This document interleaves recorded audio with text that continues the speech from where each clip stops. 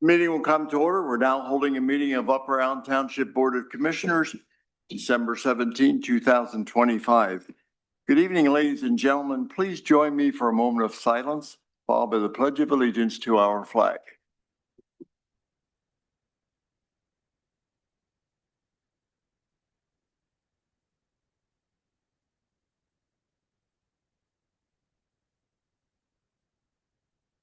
Thank you. I pledge allegiance to the flag of the United States of America and to the republic for which it stands, one nation under God, indivisible, with liberty and justice for all. May we have the roll call, please?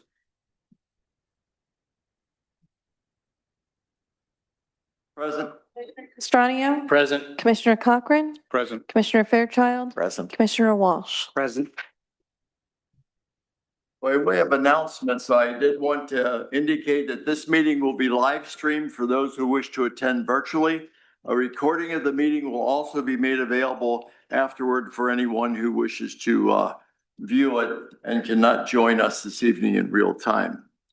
I would mention that prior to this meeting, those of you who got here late missed out on delicious cake, but we did have a short recognition next door for Commissioner Castranio and Commissioner Cochran, two gentlemen who have served this township with distinction and will be stepping off the board at the end of this calendar year. So we wanted to recognize them with cake. You always need food.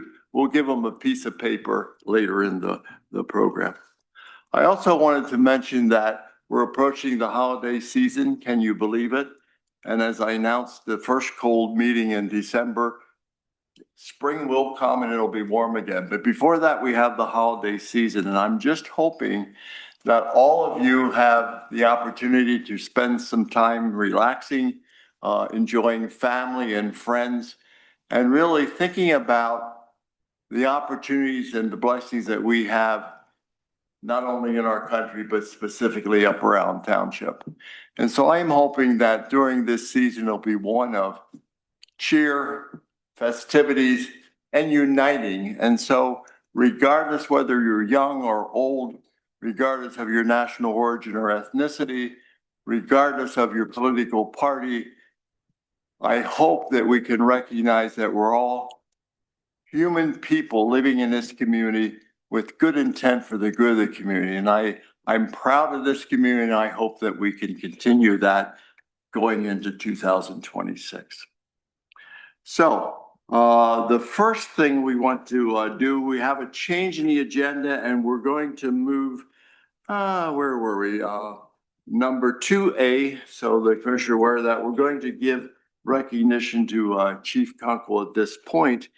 And I think Chief Schomburger will have the say, but in the meantime, Daddy Kunkel's going to get a recognition tonight, and he deserves it. But there's a young Kunkel here, Kyla, who's going to turn 4 tomorrow. So, happy birthday, Kyla. Mr. President, Commissioners, thank you for moving me to the front. I promised my guys I wouldn't keep them here any longer than I had to. So I'd like to take a moment to recognize the acts of dedication and courage demonstrated by one of our own, Deputy Fire Chief Ryan Kunkel, during a residential fire that occurred earlier this fall. In the early morning hours of October 4th, 2025, at approximately 12:15 a.m., Deputy Chief Kunkel was driving home from the station after assisting at a previous structure fire. As he traveled along Gettysburg Pike, he noticed smoke and flames coming out from a residence on Gettysburg Pike. Without hesitation, he stopped, conducted a 360 assessment of the home, and quickly realized the residents were attempting to escape from the front second floor window of the residence onto the front porch. Acting with urgency that defines the fire service, Deputy Chief Kunkel retrieved a ladder from the homeowner's shed and assisted the residents to safely to the ground. At the same time, he alerted our headquarters to the active fire and initiated the dispatch of additional resources. But Deputy Chief Kunkel's service that night didn't stop. After ensuring the residents to safety, he assumed the incident command, led the operations for the duration of the response, and well into the early morning hours. His leadership, situational awareness, and commitment ensured that the incident was handled swiftly, professionally, and with the utmost regard for life and property. Deputy Fire Chief Kunkel's actions are a reminder of the dedication that the members of the Upper Allen Fire Department bring to this community every day. Even after responding to an earlier fire that evening, he remained vigilant. His determination to protect his neighbors embodies the very spirit of our public service. And tonight, I want to publicly commend Deputy Fire Chief Ryan Kunkel for his heroism, professionalism, and leadership.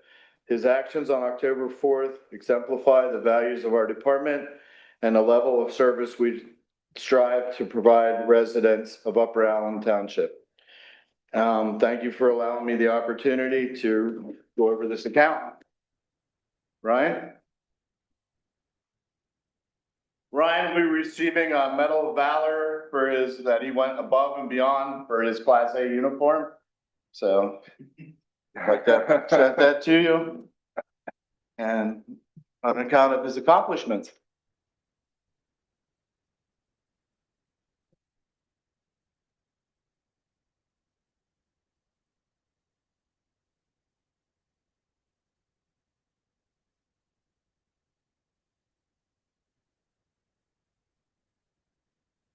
Thank you for allowing me that.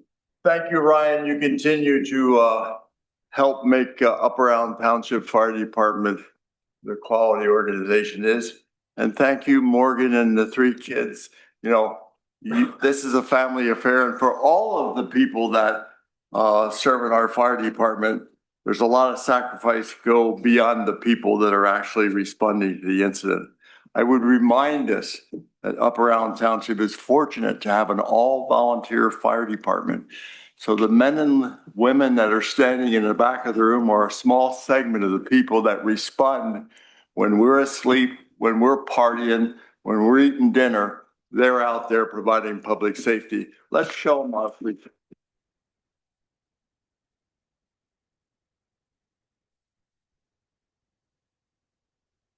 And I would remind you that this month is the annual fund drive for the fire department because they depend on our donations to help supplement while the township supplies equipment and training.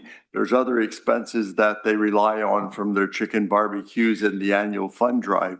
If you haven't gotten a letter recently in the mail, see me. I'll make sure you get one.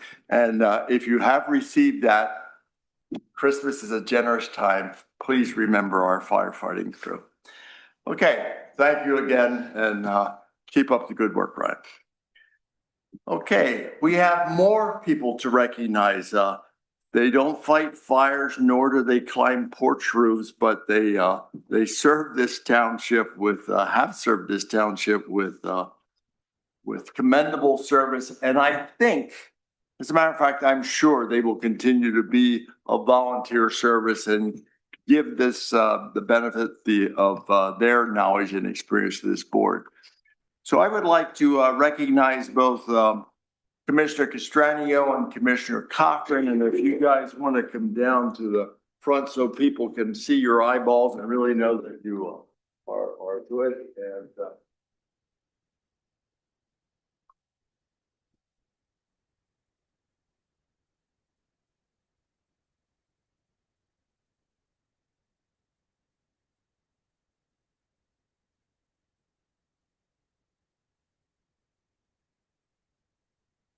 Fine getting the award together, or shall I send them? It's just that, fantastic. Well, I guess alphabetically you come first.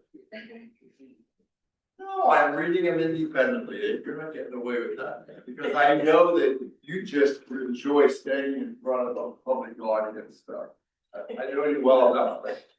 Okay, this is a proclamation, folks, honoring Commissioner Richard A. Castranio Jr. We know him as Rick.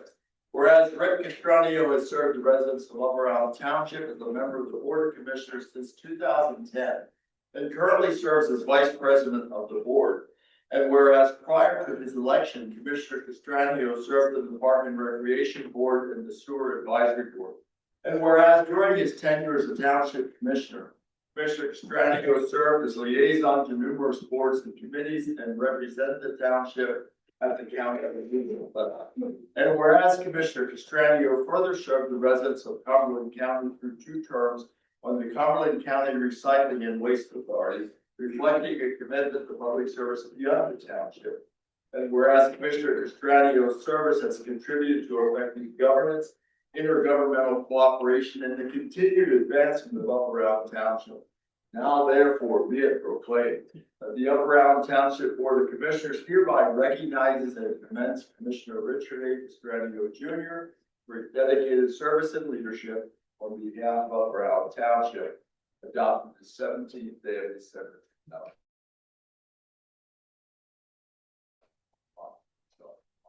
We have a real one that's heavier picture stock. I might mention that both of these gentlemen have received a commendation from Senator Kiefer, and there will be one coming from Representative Cook as well. Okay, going to the other side. This is a proclamation honoring Commissioner James Cochran. Few people call you James. You're Jim. Okay. Whereas Jim Cochran has been a resident of Upper Island Township since 1976 and has demonstrated a long-standing commitment to public service and community leadership. And whereas Commissioner Cochran served in the Upper Island Township Board of Commissioners from 2004 through 2023, and again from February 2025 through December 2025, including service as President and Vice President. And whereas Commissioner Cochran served as Commissioner Liaison to every advisory board of the township, dating back to 2004 with the Public Safety. Whereas throughout his tenure, Commissioner Cochran demonstrated dedication to responsible governance, collaboration, and the best interests of the township residents. Now therefore be it proclaimed that the Upper Island Township Board of Commissioners hereby recognizes and honors Commissioner James Jim Cochran for his years of dedicated public service and leadership, and extends sincere appreciation for his contributions to the community. Adopted the 17th day of December 2025 by the Upper Island Township Board. Jim, and I might mention that anecdotally that Jim, I believe, is the only resident of Upper Island Township who has served both as president of the Mechanicsburg Area School Board as well as the Upper Island Township Board of Commissioners. So I can't wait to see what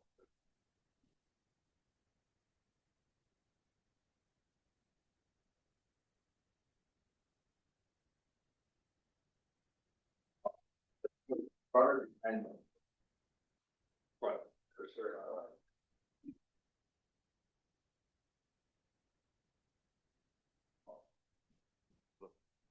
Eric, you want him up just a bit so we're not.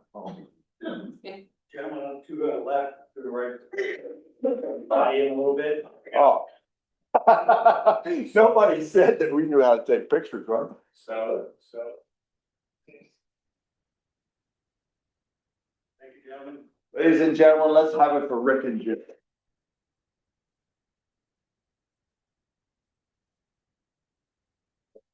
Rick, did you wish to make a speech? I forgot to ask you. The only thing I did want to say is I appreciate the reception prior to this. But I didn't know someone was going to alert my wife to come because I was going to I was still going to go out to Moe's on these nights. Wasn't,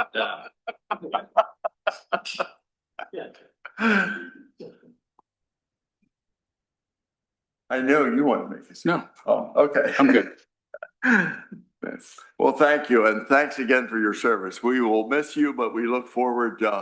We have 2 capable individuals that are going to join the board in January, Commissioners Clark and Overly Smith. And I'm sure the good work will continue in this township. I believe now we have the minutes of the Board of Commissioners of November 19. Are there any questions, additions, or corrections? Move approval. Second. Been moved in second. Any discussion? All in favor, aye. Aye. Opposed, no.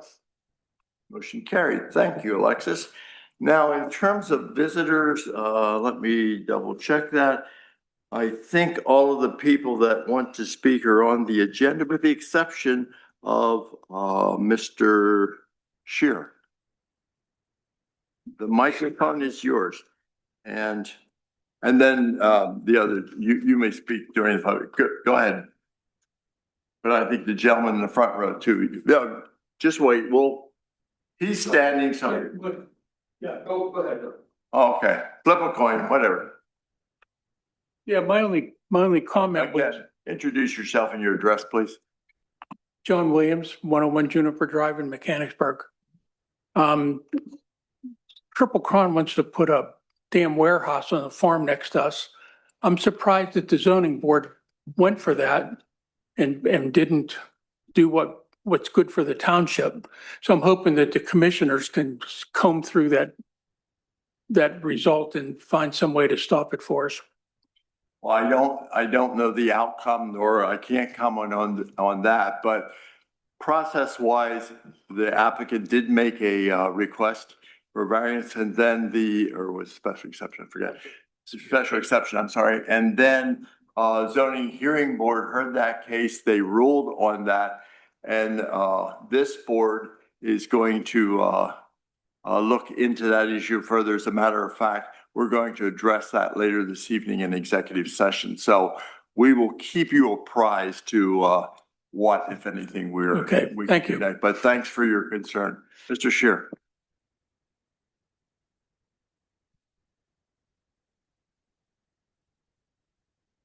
Starting to make this a habit. Uh, Neil Shear. You at least, didn't you have an injured arm last time? I did indeed. I'm on the mend. You're healing. So my name is Neil Shear, 7 Hemlock Drive in Mechanicsburg.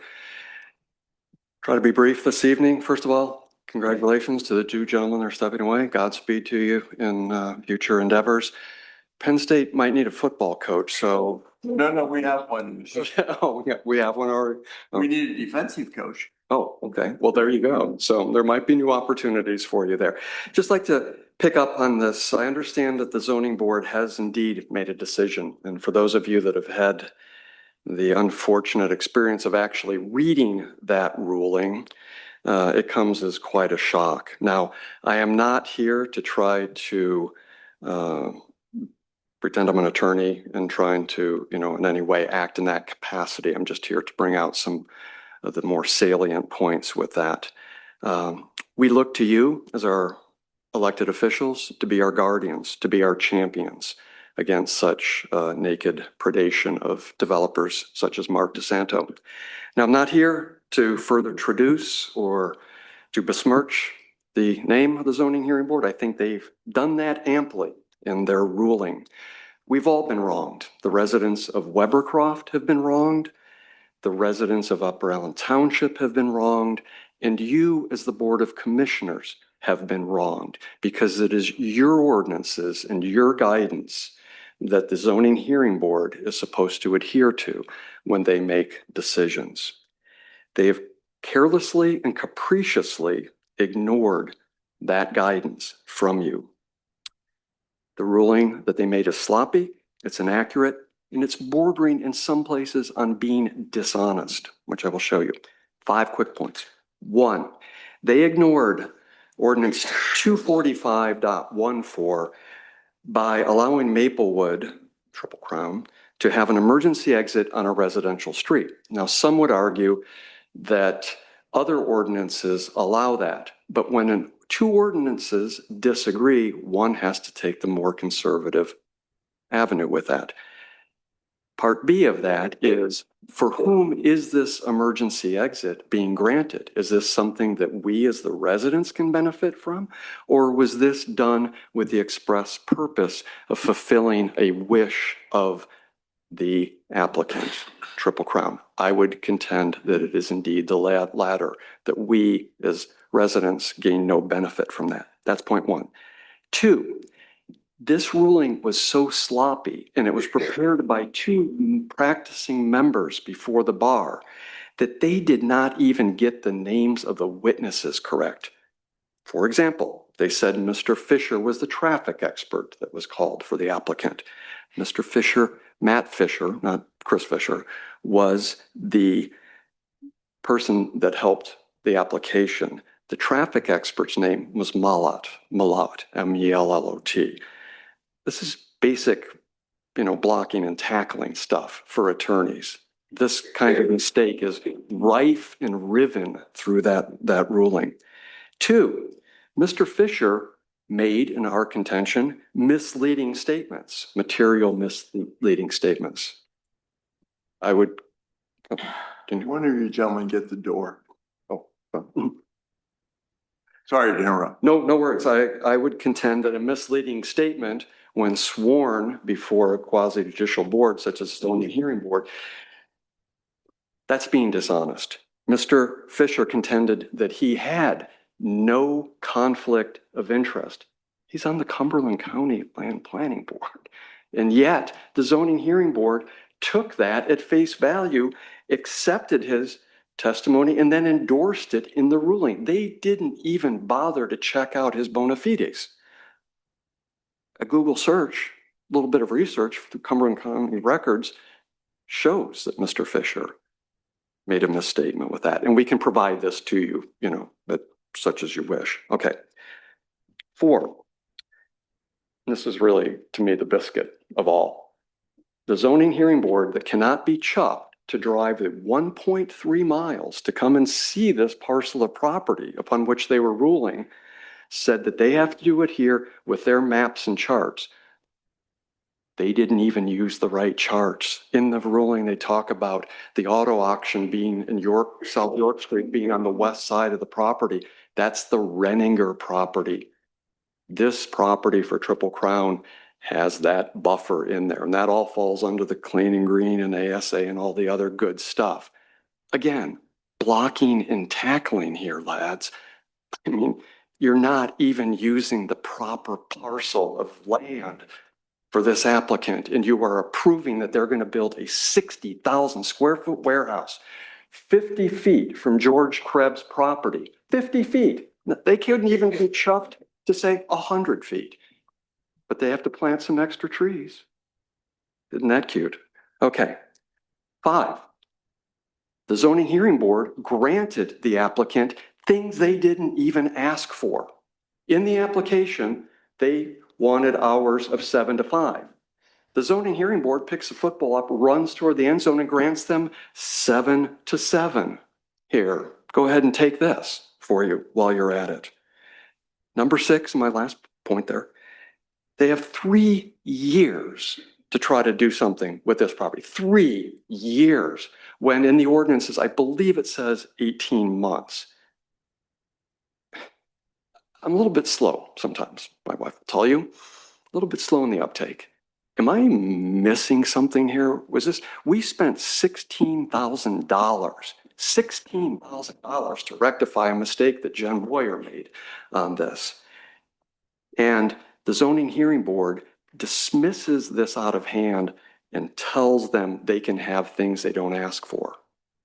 Not even using the proper maps, allowing a witness that is, has a conflict of interest. Mark DeSanto told me last January that this will happen. It will happen. And this is where I'm not trying to be funny when I say I'm a little slow in the uptake. This will happen. The zoning hearing board makes this many mistakes. Okay, I'll close my remarks with this. I understand what the legal team says. We're now into it depends on what is. In 1979, Eastern Airlines crashed an L-1011 in the Florida Everglades. 218 people, I believe, died. What were we doing on the flight deck? Because of a landing gear indication, the flight engineer and 2 pilots were changing the light bulb on the landing gear indicator. And the airplane autopilot kicked off. and it flew into the Everglades, killed everybody on board. My point with this is I understand that the zoning hearing board is like the Federal Reserve. They're off to themselves. I understand what law says about zoning hearing boards can do. But at some point, you have to say, how can you put a 60,000 square foot warehouse in this gentleman's backyard? Some organization, somebody has to be the stop to that. And I ask, gentlemen, that you be that person, that you be our champions and guardians. I understand we're at the end of the year. Things are moving fast, but somebody has to help us. At the very least, the zoning hearing board could have done me the courtesy not to have spent $16,000 thinking I was going to get a fair shot on this. It's cumulative. It's the straw that broke the camel's back. These things add up. Thank you, gentlemen. I just ask you, you said we spent $16,000. You're referring to yourself? Or? Well, I won't relay I here didn't know in if public we how was much, the but a significant amount, and my neighbors contribute. All together, we could. Okay, so it was the neighborhood. Yeah, I'm sorry, I didn't mean to I got imply it. that I. No, I thought you said we as the township spent. No, I'm sorry. We just in Webercroft. Yeah. Just the residents in Weber. We didn't do. And then you pointed to a mistake that our community development director made. Well, you said. Jim Boyer. Right. Yeah, I would have to submit that to you. Again, there was supposed to have been, I thought, a traffic information study ordered when they made this application. Okay. I didn't know what you were referring to. I'm sorry. Okay. That was Thank you. what our council argued that Jen Boyer should have done and did not do. So, yeah. So, Any other questions of Mr. Shu? Yeah, Mr. Martin or the solicitor can, and I believe there's going to be more speakers. I just wanted clarification on the process. We're not going to make a decision in public. We're going to talk about it in executive session, but I thought a decision had to be made in public. And we will do that Yes. following, yes. Correct. We will discuss this in executive session tonight, and there may be action to follow in public after the executive session. If we take action. If we We'll do it tonight, yes. Yes, if we take action, we would have to amend the agenda, but we can do that if necessary. And then the Webercroft people could stick around if they wanted to see if action is taken or. They could do that, or we can, I mean, I would Right. submit that if in fact we go in executive session, there's action taken, staff or one of us will inform you. It's a public decision. Okay. great. And Although then, you're welcome yeah. to stay till 10 o'clock. then We'd love to, but we'll give you your space. So. Yeah. Okay. And then for clarification, the township can appeal if it wanted to, and the Webercroft neighbors could appeal as they're called the objectors. Correct. The objectors have a right to appeal. The township could appeal. One concern I have is if the township only appeals, then that appeal is going to be limited to whatever issues the township raises. And so if the residents if the objectors wanted to raise issues different than what the township raised, they would have to do that on their own. And there's a clock running too, correct? Correct. You would have to file an appeal by December 24th. By next Wednesday. Yeah. Correct. We're having the discussion with our council on that. Okay, thank you, John. Thank you. Anyone else in the audience would like to address the board on an item that's not on the agenda? Sure.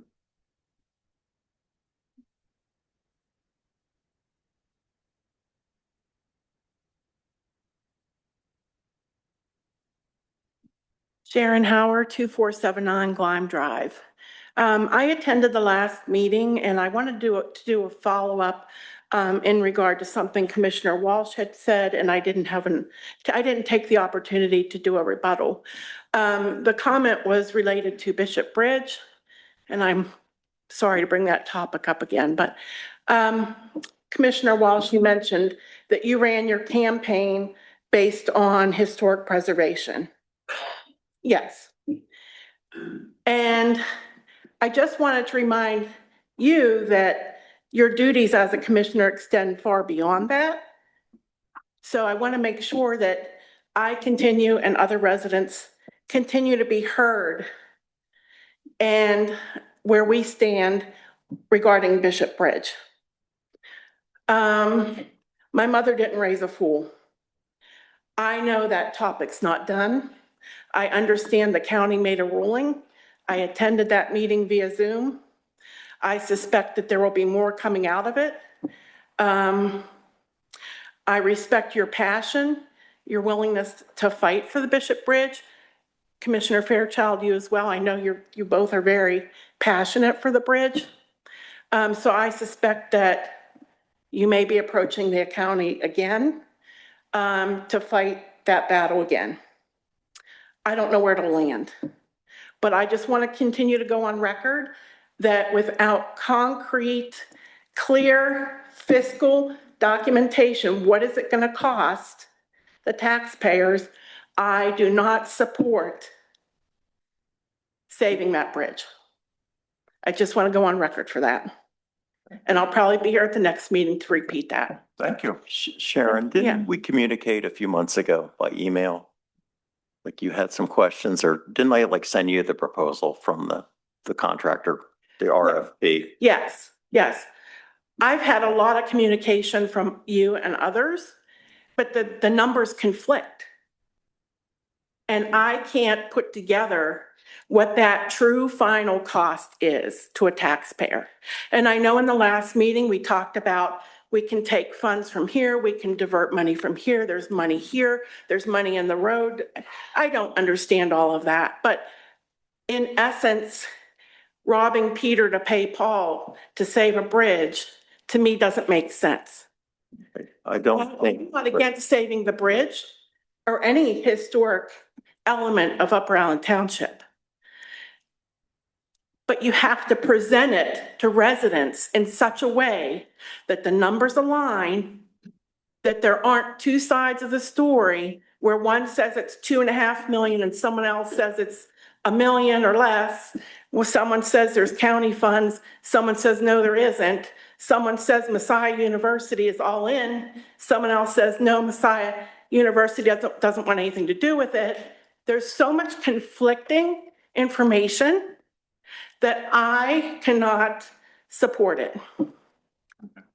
Thank you. I don't understand that. I mean, that's kind of the nature of politics. And he said, she said, you know, different, like Republican or Democrat. Just, they all seem, try to create confusion, it seems. So if the standard response is, well, it's confusing, I don't want to take an opinion. I mean, I don't understand that really. Because I thought you had like state level policy experience and all that. I mean, there are two sides to a story. Yeah, and it isn't an agenda item, so you've Correct. given your input, Right. thanks, and I think Commissioner Fairchild asked for clarification, so Yeah. thanks for But speaking. I'm available anytime, any more, you know, questions you have or information you want. And Thanks for I taking the appreciate the time to time. express your feelings, Sharon. Thank you. The other lady? Yes, please come. Hi, my name is Janine Nacarado. I'm from the Winding Hills community.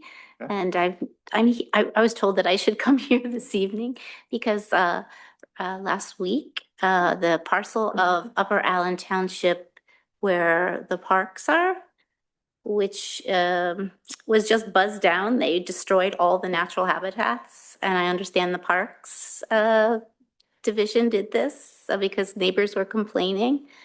And so I'm here just to say that I'm not from here. I'm from Philadelphia originally. I moved here 17 years ago, and I can't believe every time I turn around, something else is destroyed to either build a big warehouse or allow more trucks to come through. And now the beautiful woods behind our house has just been mowed down, and all the animals are gone. And I talked to Chad Cripps. Yes, he is our parks. director. Yes, I spoke to him and he said that he had this plan, and why weren't we alerted? Why? I'm very familiar with the wildlife behind there, and it's a mess now. And he said they're gonna go all the way to the railroad and take away all the underbrush and clear that whole area, which is such a shame. I believe it. I can't speak for Mr. Krebs, and maybe one of my colleagues can amend what I'm about to say, but I know that a portion, if not all of it, was brush hogged down, and I think that was part of a management plan that the Parks Department is doing in trying to get rid of some of the vines and invasive plants and keep the shrubs mowed, and so it will be mowed periodically, but not groomed like a lawn or another cultivated area. But the idea is to have some native plants and small trees in there, so it is a more natural area. So I believe that that's part of the management plan. Yeah, some of the vines that are in there are choking out the trees. We've had trees fall on that property because the vines are so thick and they're stunning the growth of the trees. So we're trying to save the trees first. Yes, And we're- I hear and we're- that, but I've lived there for 4 I'm years. sorry, I was speaking. I thought Sorry. maybe you let me finish. Thank you. So we're trying to save the trees first because they're very expensive and they take a long time to grow. We're not trying to turn it into a lawn. We're trying to manage it as best we can. And in all honesty, some of the animals that are down in there are destructive to homeowners' properties. So we want to keep it maintained, not necessarily mowed, but maintained. Now, whatever you'd like to say. I guess it's winter and the animals were hibernating and it's a disruption of their habitat. And that creek floods in the summer. Now there's nothing to hold back the water.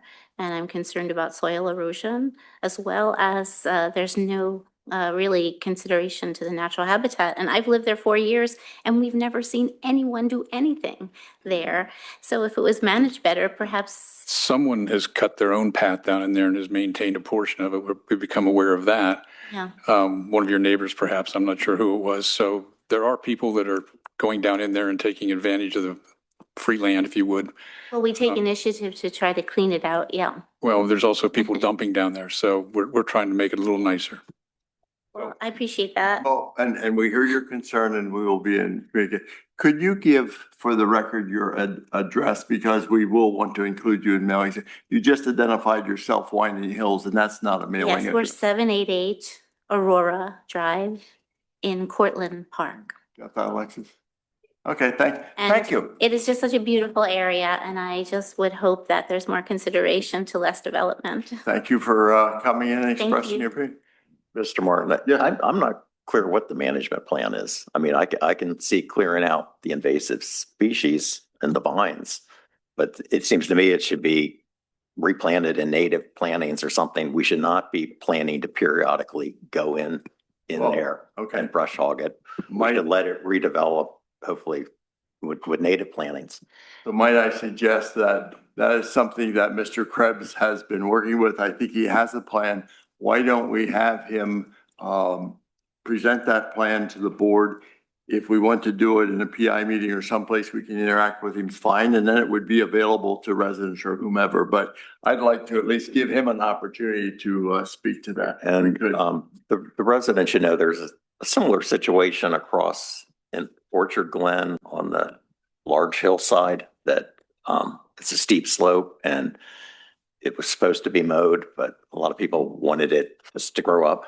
And those residents or homeowners association are working on a plan to kind of replant it and keep it in a more natural state instead of mowing it. And maybe that could be a model that we could use, in your area.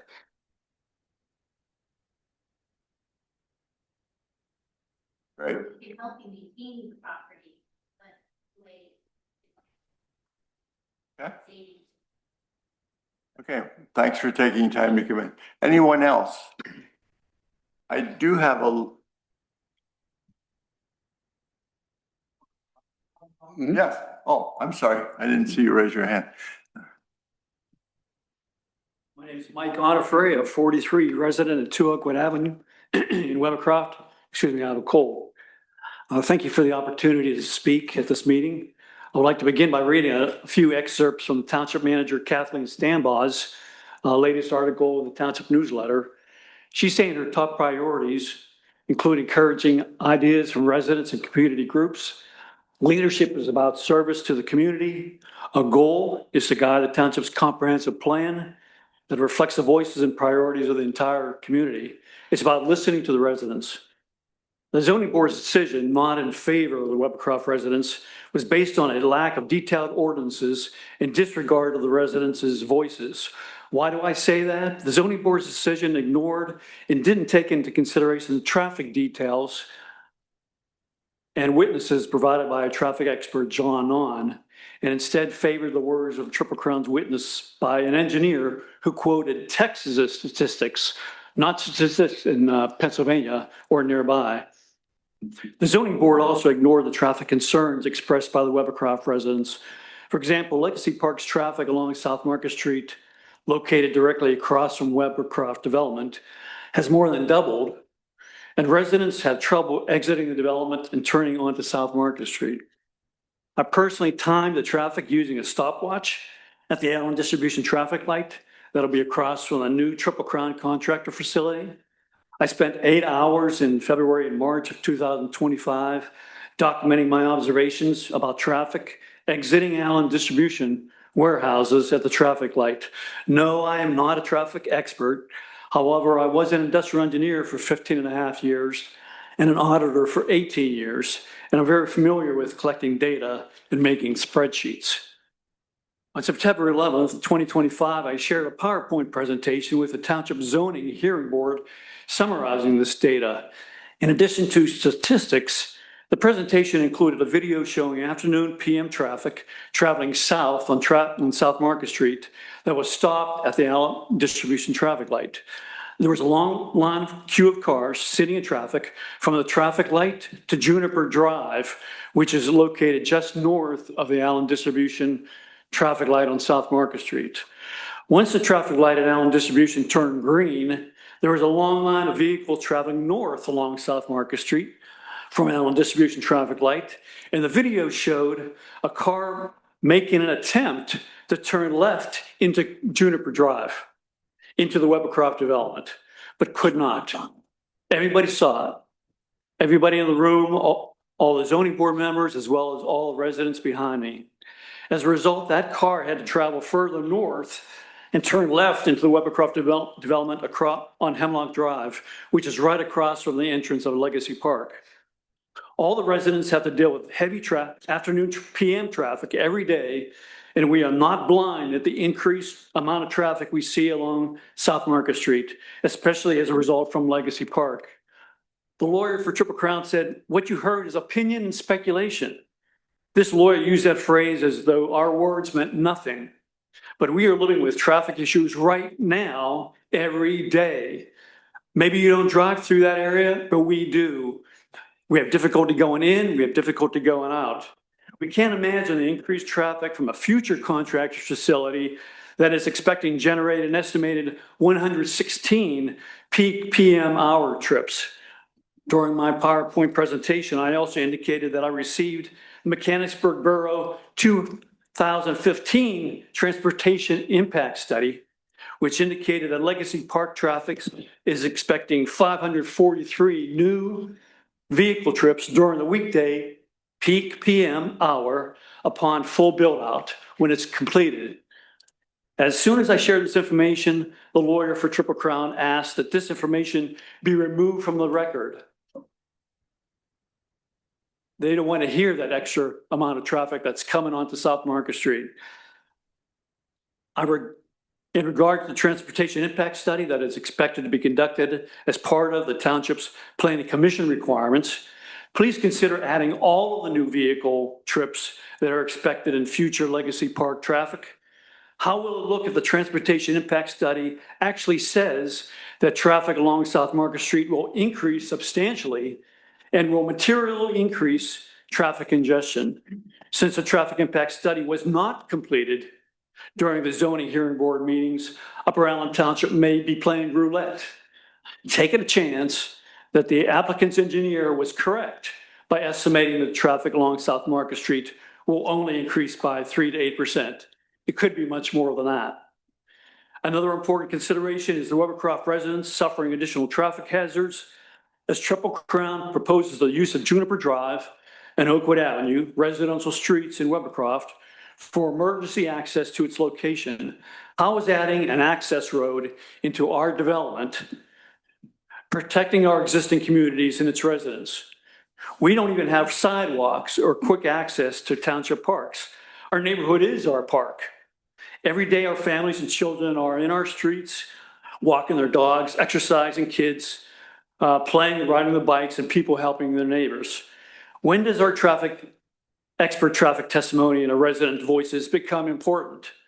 After Triple Crown's construction is completed and traffic on Route 14 has turned into a perfect storm of bottlenecks, after injury to our children who assume playing on the street is safe, I'm fiercely against a commercial facility being built next to our family-oriented residential development. I am not only expressing my discontent, but advocating a belief of all the families who live in this close-knit community. The zoning board's interpretation of the township's ordinances is egregious and will diminish and endanger the quality of life in its residents. Please hear our voices and take the necessary steps to protect our sense of community. Thank you. Thank you. Or for what it's worth, when Legacy Park was approved, there was to be another traffic light at the entrance to Legacy Park. And the developer waited to apply for that to such a point in time that PennDOT said no, they wouldn't approve it. So you were to have a stoplight in order to get out there. And PennDOT now has changed their mind and won't let them put a stoplight in there. And I agree, it's very dangerous. It's a very dangerous. And you may not want to hear this, but people coming out of Webercroft development at both Juniper and Hemlock, they have to make a rolling stop. Yes, you can call the police, you can have your police standing there, but when they see a group of cars heading toward them and they have a trouble getting out, they're not stopping. I timed it. Almost everybody did that. They couldn't get out in time. They made a rolling stop. There's going to be an accident. And yes, also I had times when these people were coming out of Juniper and Hemlock and they were trying to make a left turn.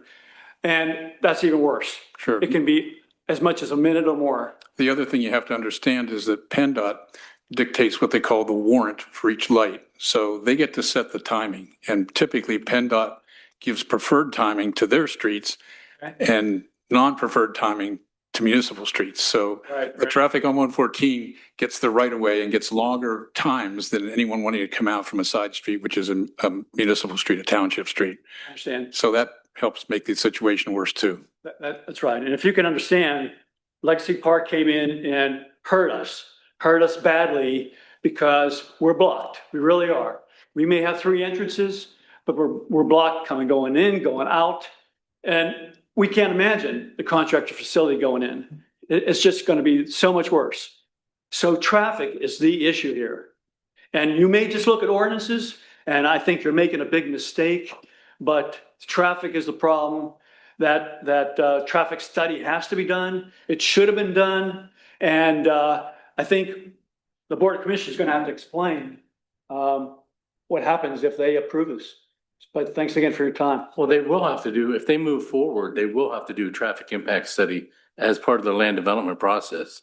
If they move forward, I don't know what they're doing. Okay. I mean, But we have to make sure that the park across the street, right, is included. And that all that traffic, over 500 vehicles are expected to come out and go in once it's at build out.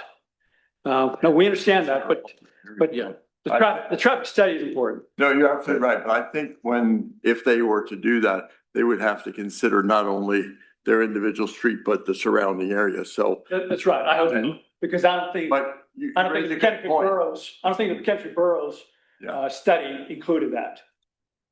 I don't know, but perhaps Okay, not. thank you very much. Anyone else? Can Mike just refresh my memory? How many trips a day did they project? I think it was over 500. I don't recall. Hello, thank you for your time. George Krebs. I live at 47 Oakwood Avenue and it's in Webercroft. And you all received an email from me earlier this week or last week, I believe, with my concerns. I'm not going to reiterate what my neighbors have already said. I'm a new resident. I've been in Upper Allen less than 2 years, moved from New Cumberland. So far, I've loved Upper Allen. Good. The services I've received, it's been great. The parks, I have 9 grandkids who come to my house and play in my street, which is what was just mentioned, all the grandkids all the time riding bicycles up and down. And we love all the parks that have been provided. I think it's a great place to live. Had I known they were going to be looking to put a 60,000 square foot, 35-foot high warehouse in my backyard, which is my backyard, my property adjoins that, I'm not sure I would have moved here. I also think of what's going to happen to my property values when that thing arrives. Right now, it's very scenic. It's agricultural land. There's some horses there. It's phenomenal. I don't think this is going to be a good move for us. The special exemption was granted for the 60,000 square foot warehouse by the zoning board. I'm not sure that the leadership really understands what's really going to be there. They've not defined what kind of facility this is going to be. Is it going to be for plumbers or HVAC, or is it going to be for heavy equipment contractors? No one knows yet. And so I'm wondering, how can they approve something when they don't know what is going to be there? One of my big concerns that no one has mentioned is the noise. There are about 15 or 16 neighbors. This is their and my backyard. The noise. I can look across this very narrow field right now that they want to develop, and I can see the Pennsylvania Turnpike. I knew that moving in. I walked in the backyard when I looked at the house, and it's a little noisy. As a matter of fact, I have a decibel meter on my phone, and it ranks at about 70 to 75 decibels as an average. When trucks and going up and down. Now, in the middle of the night, it's not that way. Early in the morning or afternoon, evening, yes. This contractor's facility, I don't know how much noise it's going to make. If it happens to be a heavy equipment facility, I can't believe they're going to make less than 20 decibels. You add that to the 75 that are already in that neighborhood, and it becomes 90 decibels, which is very dangerous to your hearing. And I couldn't imagine more sound. And that sort of wasn't even addressed. Well, I think it was. I think the zoning board said they could put some trees in. Oh, I got pine trees all across my backyard, and down by the turnpike, there's trees. It doesn't seem to stop a lot of noise. So I don't think trees are going to do it. I'm just asking, is there any way possible that you could look into this? And I think you already said you are, and I appreciate that, just to make sure that the zoning board has done their job thoroughly, and which I don't think they did, but I would appreciate you all looking into it. Thank you so much. Thank you. And thanks for moving into Upper Allen, and hopefully we can keep you here. Anyone else? I do have a letter I just received this evening from Kathy Schaefer.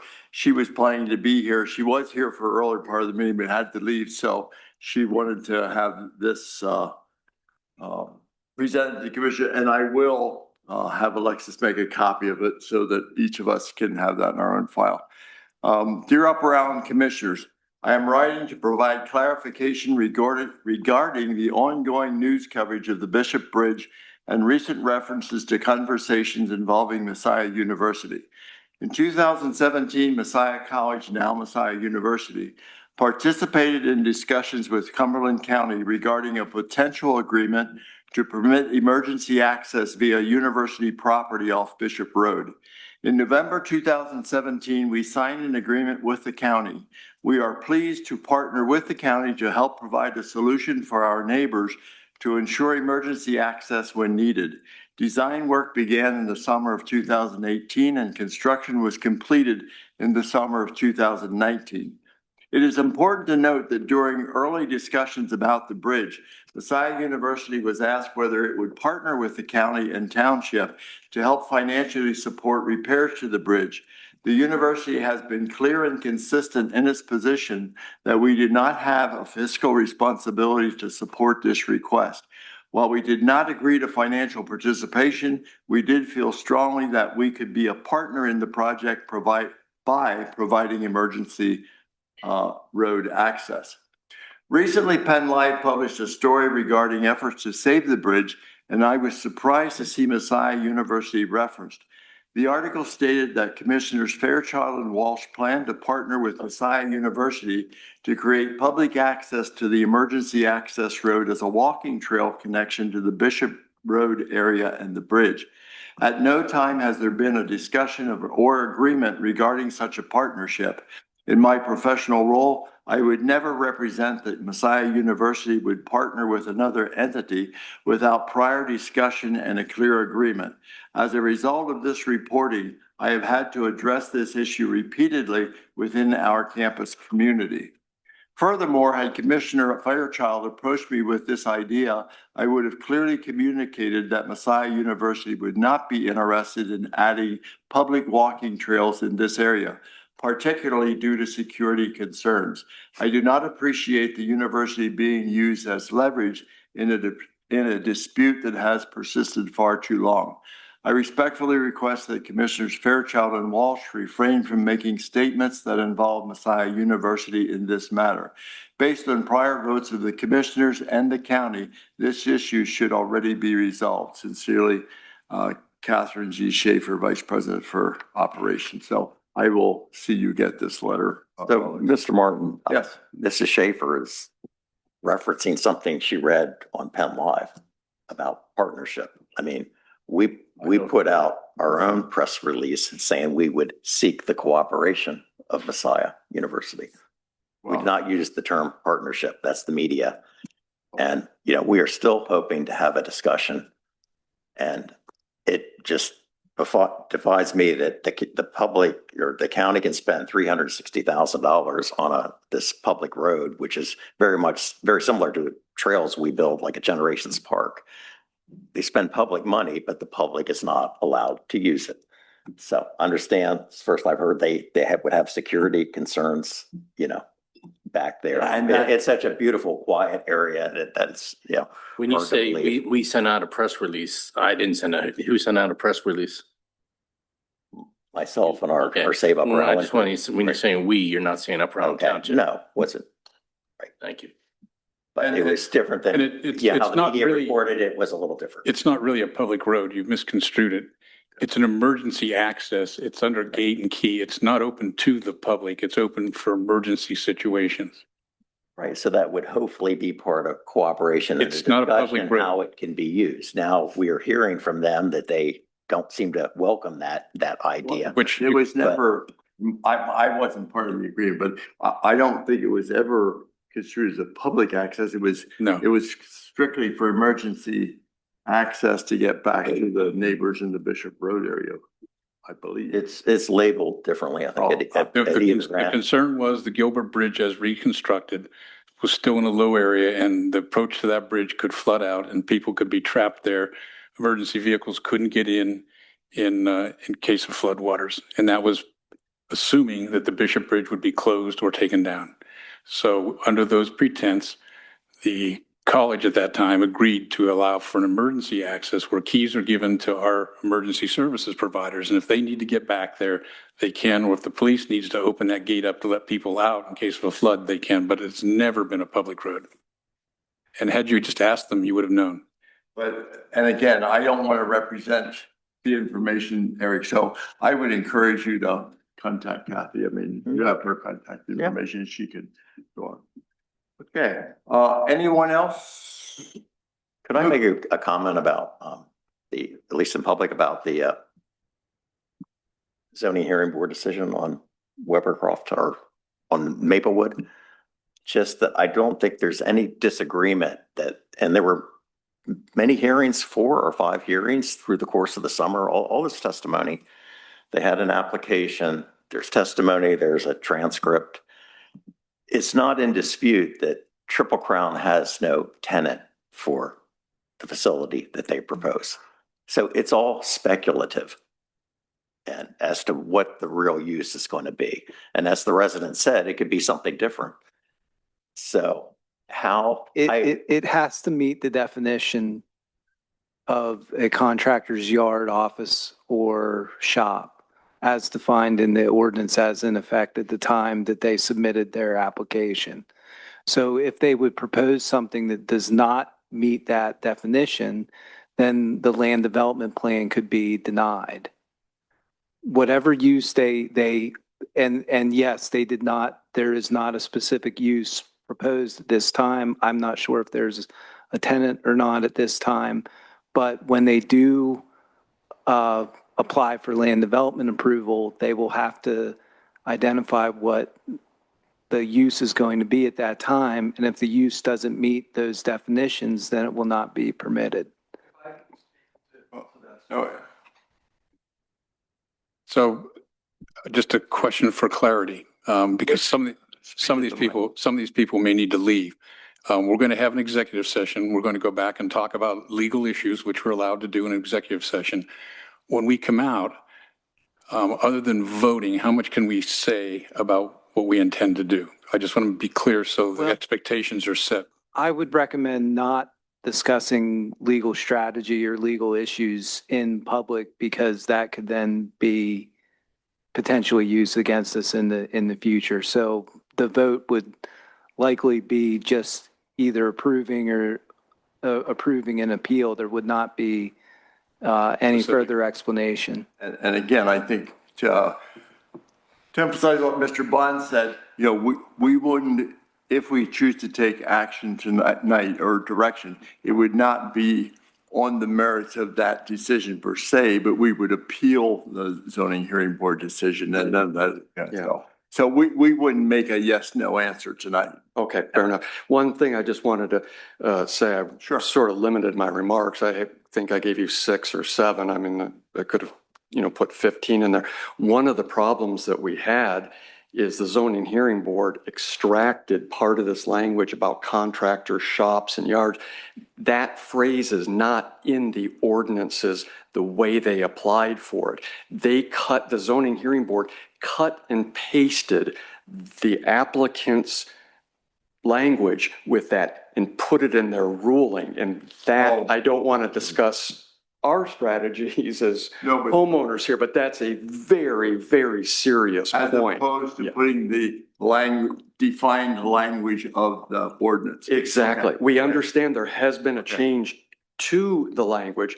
We're even talking about they were mistaken. We say in their initial one, but the zoning hearing board just cut and pasted and put it in. In my mind, they created their own definition. Indeed, They took contractor shops and yards, offices, shops and yards, and turned it into contractor's facility. That's correct. And our attorney said, asked Chris Fisher, where is this in the board? And there wasn't to be. Oh, I was just going to try to make the point, they have their side, their say, the neighbors, everybody, the board, our solicitor. But so everybody submitted cases in defense of their arguments. So I spent last weekend reading a lot of those cases.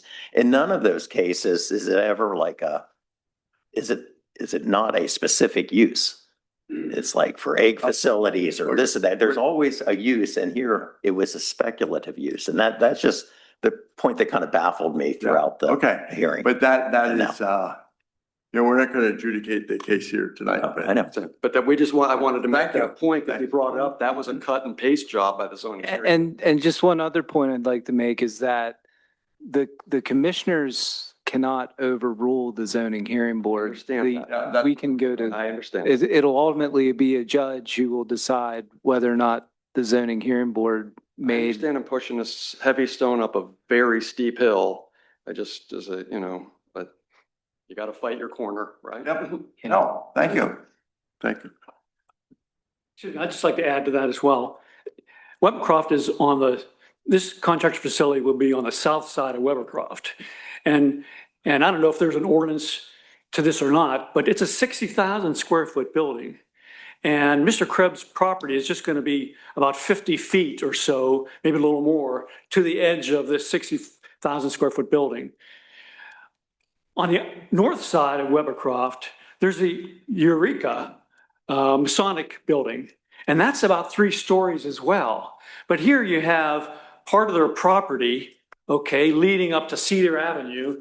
And then you have a width of, 25 feet of Cedar Avenue before you get to the properties of those living on Cedar Avenue. So it's a stark difference between the 60,000 square foot building being up close, very close, less than 100 feet from somebody's property, than the Eureka building on the north side. So if you can look into that, it's terrible. There's so many small things that have happened and that we've learned from the zoning hearing board, but nothing's sticking, nothing's saying that we can win because of this or this or this. We just need your help. Well, and I That's all. might suggest that some of the things you mentioned, which are, I'm not detracting for the validity, but the proximity to adjoining property owners and the height of the buildings, et cetera, Yes. those are things that properly should and will be addressed during the land development process with the planning. Well, or who determines that? Who determines yes or no? Or are they the judge? And they say, we don't care that there's a large difference around Eureka and there's a smaller distance. The planning commission has their own set of guidelines through the municipal code and our own ordinance. So they will make their judgments against their criteria that they operate under, and with opportunity for residents and applicants and everyone else to participate in. Okay, good, because we do plan on attending these meetings. Sure. Understood. Okay, thank you very much. Back in 2017, last time we did a comprehensive review of our zoning ordinances, I asked the question about this because it seemed a little strange. And at that time, I was given the impression that this contractor's yard was a place where farmers could store equipment and could share it. And it was a contractor because it was going to be owned by multiple farms. And there are places in this township where that would work quite well. That farm isn't up against another farm where they could save it, but lawyers and engineers are paid by a client to interpret gray areas the way they want them interpreted. And apparently this was gray enough in the original writing that we ended up where we are today. After I got on the board, I asked here in a public meeting if we could revisit that. And subsequently that we did, and it's been changed, but that's only going forward. It has no bearing whatsoever on anything that's already happened. Yeah, when an application is made, and I think many people know that, it's under the regulation ordinances and the criteria at the time of the application, so, yeah, that's right. Okay, anyone else address to me? If not, we're going to move forward to our consent agenda. We have staff reports, and then we have bills in the amount of $1,262,877. And then 2 financial security releases proposed. Does anyone wish to address these items separately, or can we take them as a group? I request that item C, financial securities for Winding Hills, be taken separately. I will be abstaining from that because I'm employed by the developer's engineer. Thank you. Are there questions or comments on the staff reports and or the warrant list of bills to be paid? I was going to make a comment about police report, but I would defer to Ms. Chief Parsons. It was about some of the traffic studies. So I didn't want to steal your thunder. Are you going to cover that? Why don't we do that? Public safety. Can Right. we do that? Yeah, Okay. that's what Other questions or comments? I did have one Sure. question about the solicitor's report stating that Ms. Stamball and Mr. Well talked to this Canonsburg Area School District solicitor about a PRVCA project. What is that acronym for? Does anybody know? Sorry, what is it? PRVCA. PRVCA is an RV refurbishment school. We don't really have a entirely Yes. good idea exactly what it is. That's how they explain it to us. So they will be taking over 2 properties adjacent to the water tower. They still have not submitted a plan to us. We've seen some sketch meetings with them, but we don't have any formal submission at this time. Thank you, Michael. That reminds me, that was an item that had been discussed. I don't think it ever went through an approval process, but the idea had been discussed where youth involved in VOTEC or in the school or whatever, but it would be, as I understand it, a place where they could rehabilitate, renovate, improve RVs. Learn to do that, not actually do the It would be a renovation. training, yeah, it would be a training kind of. But does it have to do that parcel of land? weren't sure who owned? Like, They I'm were not sure. considering, they want to buy that because they want to be able to expand their parking lot a little bit more than what they currently plan on. So they were exploring the ability to buy that. They asked us first and we didn't own it and they found out that it was a school district. So they're, whether they plan to, pursue that, that's between them then and the school district. Okay, so that's what the discussion with your office was about. Okay, well, thank you. All right. Okay, other questions? Do I have a motion to approve items 1A and B? So moved. Second. Moving second, any discussion? All in favor, aye? Aye. Opposed, no. Motion carried. Now the financial security releases, the Winding Hills PRD stages 8A and stage 8B. Mike, do you have any comments on that? Or I was talking. Oh, I apologize, but the financial security releases, you're recommending those and they meet the criteria, I assume. Oh, it'd be Cody. Okay, sewer. I'm sorry, Mike, I just put you in charge of sewer too. You can speak for sewer. Yeah, but you can't speak for zoning, Cody, so. No, the developer has requested the installation financial security be released for both phases 8A and 8B for Winding Hills. They have posted the maintenance security. So I'm recommending that the installation financial security be released for sanitary sewer. Okay, any questions? Do I have a motion? So moved. Second? Second. To move to second that we address the financial security releases for Winding Hills PRD stages 8A and stages 8B. Is there discussion? And or comments from anyone in the audience? All in favor, aye. Aye. Opposed, no. Motion carried 4 yes, 1 abstention. Anything else for consent agenda? I see nothing. We'll move then to public safety. We already recognized Chief Kunkel, and then the incentive program for the fire department. I think we have looked at this before. Everyone has had the proposal. I believe the fire department has looked at it. I believe they have met with administration. Who is going to report out on that? We put it on the agenda. It was discussed during the budget discussions over the past couple of months, and we wanted to put it on the agenda for the board to take official public action to approve the incentive program. And so we're just working through the details of how we're going to implement this in terms of who's paying, who's writing the checks and the W-2 or 1099s that may have to be processed. So we did meet last week with the fire department to discuss those. And they're making some contacts with fire departments that have already implemented the program. So they're trying to see what type of software application will work best. And for clarity's sake, these incentives would be paid to them as independent contractors under 1099. They would not be employees of the township. They would not be employees of the township. However, yes, we're trying to figure out how that will be set up and implemented. So you're asking, or our task tonight is to approve the intent of that program, and we saw basically how it would operate. The individual mechanics of it, how we worked out, we will leave to staff in the fire department. Correct. And the funds are included in the budget. I was going to say that, but 144,000, I think. That's correct. Budget, yeah. And I think it's basically modeled on the Swatera Township That's where it program. started. I mean, There are a few townships that are used as an example that they are researching and discussing with this time. the fire department people are pretty satisfied at this point, hopefully. Yeah, I believe we are. Looking into this, we've come up with a lot more questions than I thought we would have.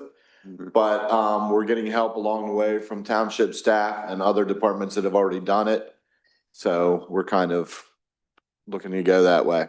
Yeah, I'd encourage you to ask as many questions as possible before you get into it, because it's best to know what your set expectations so that everyone knows going in what's to happen.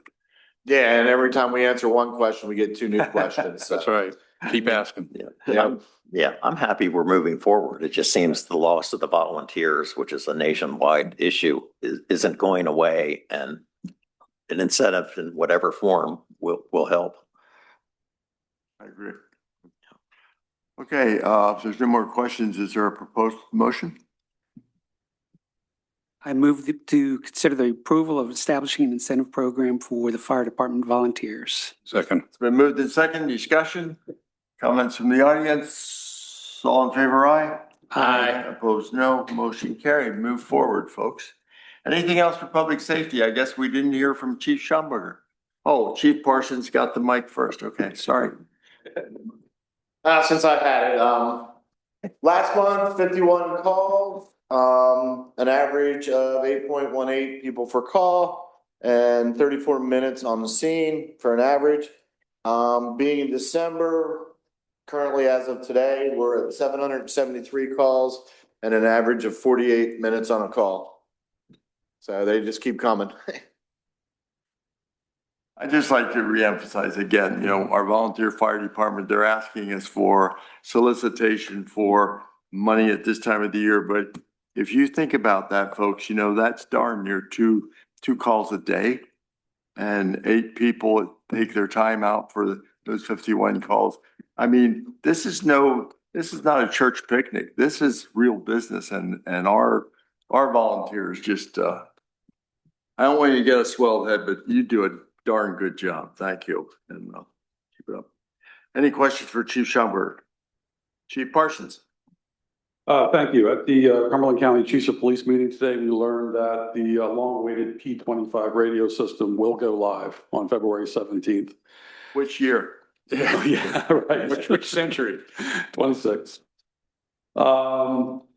Recently, I presented some awards to some officers for years of service. Just like to mention, recognize them. Officer Nathan Hammer, he was the first officer that I hired as chief. He's been there 5 years. Lieutenant Brian Barnes has served for 20 years. Officer Timothy Albert, also 20 years, and Officer Robert Powers, 25 years. So those gentlemen were recognized. There are 4 traffic studies that we did that are included here in this report. I'll take whatever questions anyone has on those. So as I read the Hawthorne Avenue report, it's very clear, and it would be expected that the traffic goes up on Sundays when West Shore Free has, but the average speed actually goes down. Yes, it does increase by 28%, I believe it was. Yes. But there is no speeding problem there. There's only 8% on that day and 9% on other days.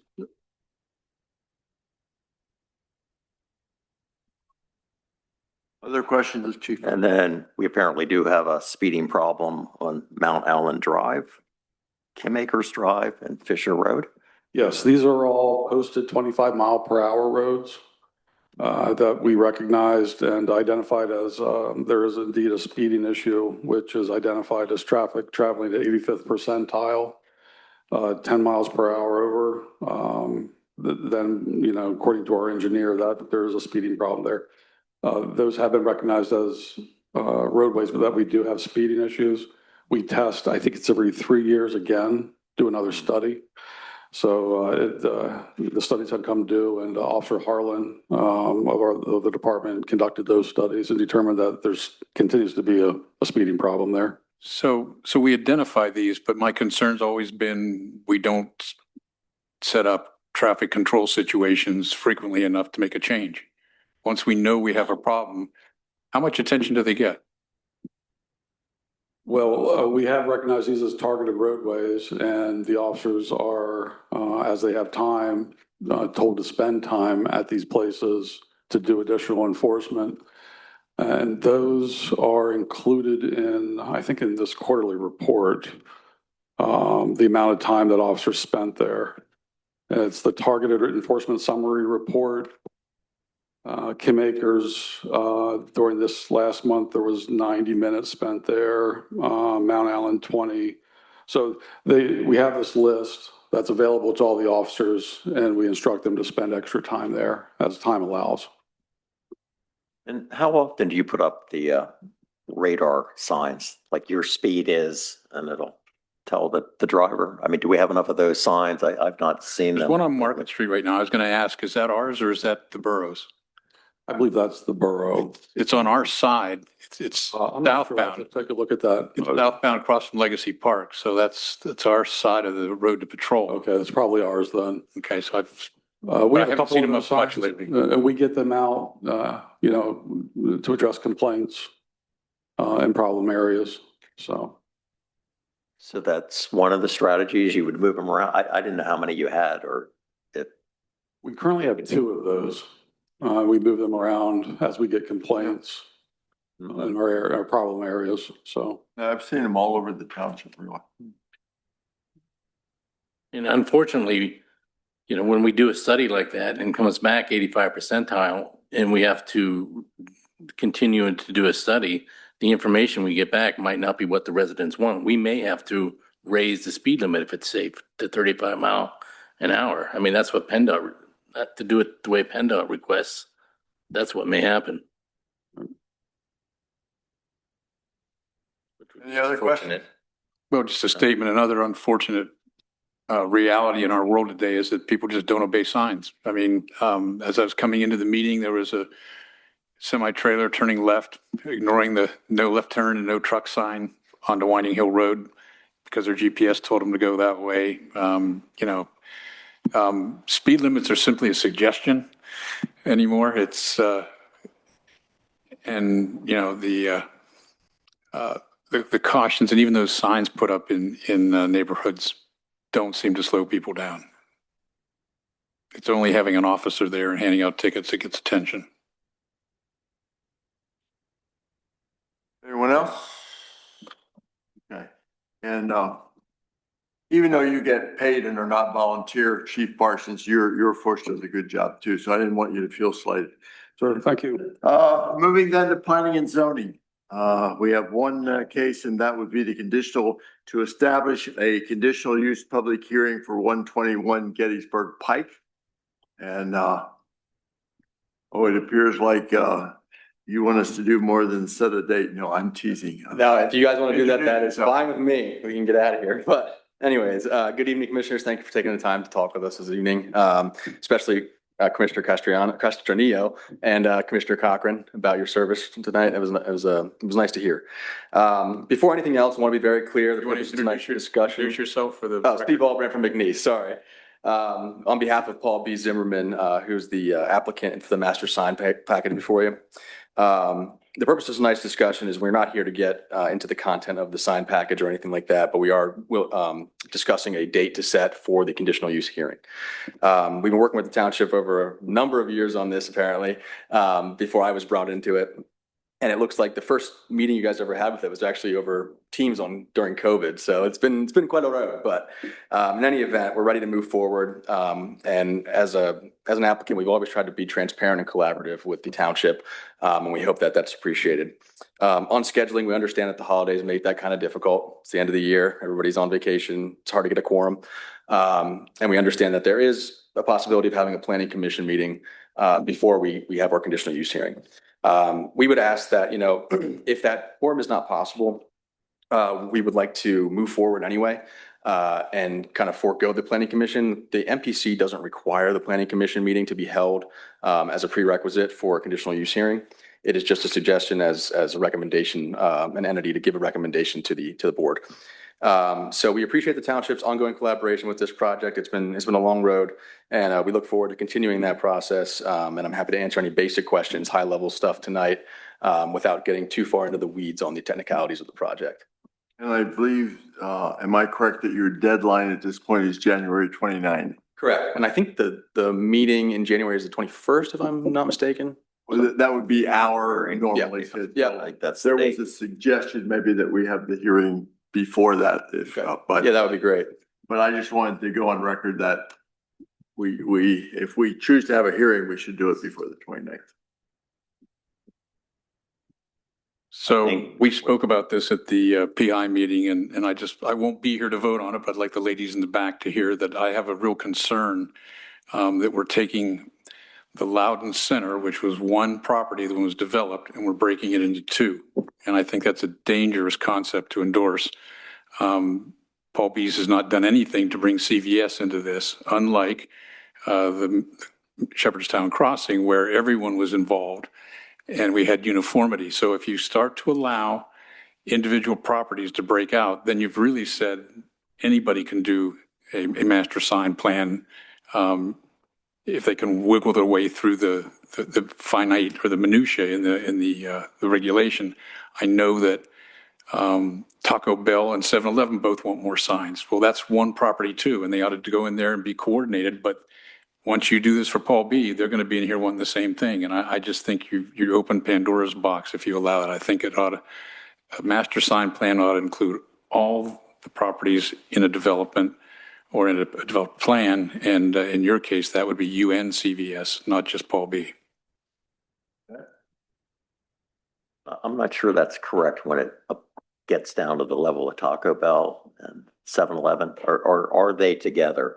They're on the same developed plot, but they're owned separately. But they meet if they want to use. It was supposed to be for larger establishments. So when you get down to singles or even a They are double, the same for land development. They were on the same developed plan, just as Loudon Center was all one.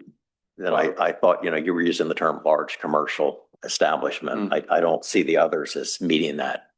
Right, and that's why criteria. we're going with that distinction. And without getting too far into the details, because we'll hash that out at the conditional use hearing. The main reason why we're not partnering with CVS is they've had a long history of their own, what I understand to be a pretty contentious process for getting their signs approved. And I'm sure they don't want to revisit that. And you don't need to have them change anything, but they ought to be included in the process. It ought to be one process. And if they want to come back in the future and change something, it ought to include you, because that's one property.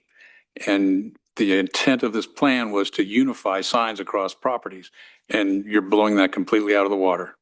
Well, I appreciate that, and we can certainly have that discussion when the time comes. Well, I think I heard the suggestion is that maybe since CVS, as you suggested, has had their sign plan approved for years, and they may not do anything differently, but it might be good to have them consulted with and recognize that they're part of that land development plan. And I agree, it would probably be a steep hill to climb at this point. I don't know on what basis you'd want to have them change signage, but at least recognize that they're part of that track.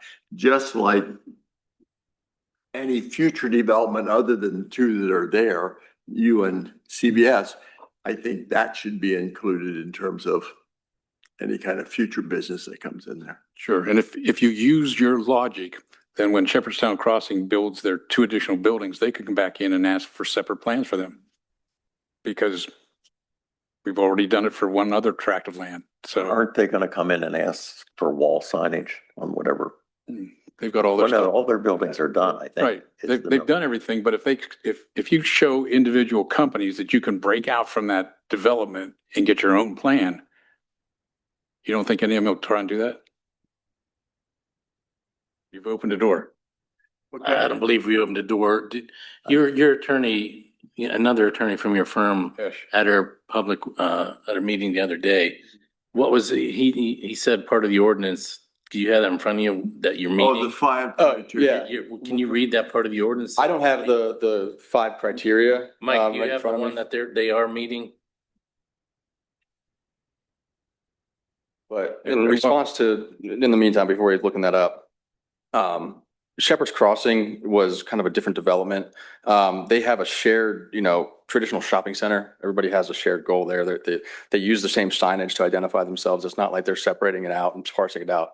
So in our case, the way we're distinguishing that is we don't have any cohesive branding with CVS like they do in Shepherd's Crossing. And that's why we're separating. I agree with Commissioner Carpenter on that, but if CVS wasn't built yet, we would be including them. Right. So. As part of the same land development, correct. Maybe they can sign a waiver or something, or a solicitor can give us an opinion at some point. Well, he's looking, you had a question. I have another question. You said that the MPC doesn't require a conditional use hearing. I'm looking, or a planning commission hearing. I'm looking at the language now and I don't understand if you can clarify this for me, because it says the zoning ordinance may contain provisions for conditional uses to be allowed or denied by the governing body after recommendations by the planning agency and hearing. Well, that's up to the township, I would say. I mean, if you're looking at the plain language of the ordinance, That's the state law that says that it has to be after recommendations by the. Didn't have a planning commission meeting before theirs was approved. So, right, that's a dangerous That, precedent. that may have been an error, but I'm looking at the MPC and I'm just asking you, how am I supposed to interpret that differently, that that's an optional requirement? I'm not saying we have to circumvent it. I'm just saying that it's a recommendation body. It's not a governing body. So if we forego it, just like Shepherd's Crossing did, there's not going to be an obstacle. The planning commission's recommendations would be non-binding on the board. They don't have to follow those, but don't they have to hear those recommendations under the MPC? History, no. Well, but I said that may have been an error before if the Shepherdstown Crossing didn't go before the planning commission, but that doesn't mean that we should perpetuate that error in perpetuity. Yeah, but Josh, we're supposed to have the planning commissioner is supposed to meet in December. If they don't meet because they don't have enough people, that shouldn't be the applicant's fault. I mean, so we shouldn't, I mean, we have 60 days, we have to have a hearing. Well, if you consider that the application's complete without the inclusion of CVS.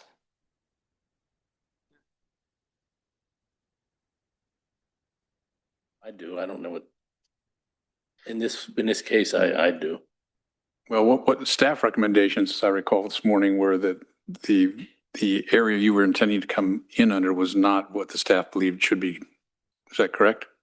That's correct. We think that CVS is part of the Loudon Center development, and we should at least see what CVS has on the property and what they've done to try to include CVS.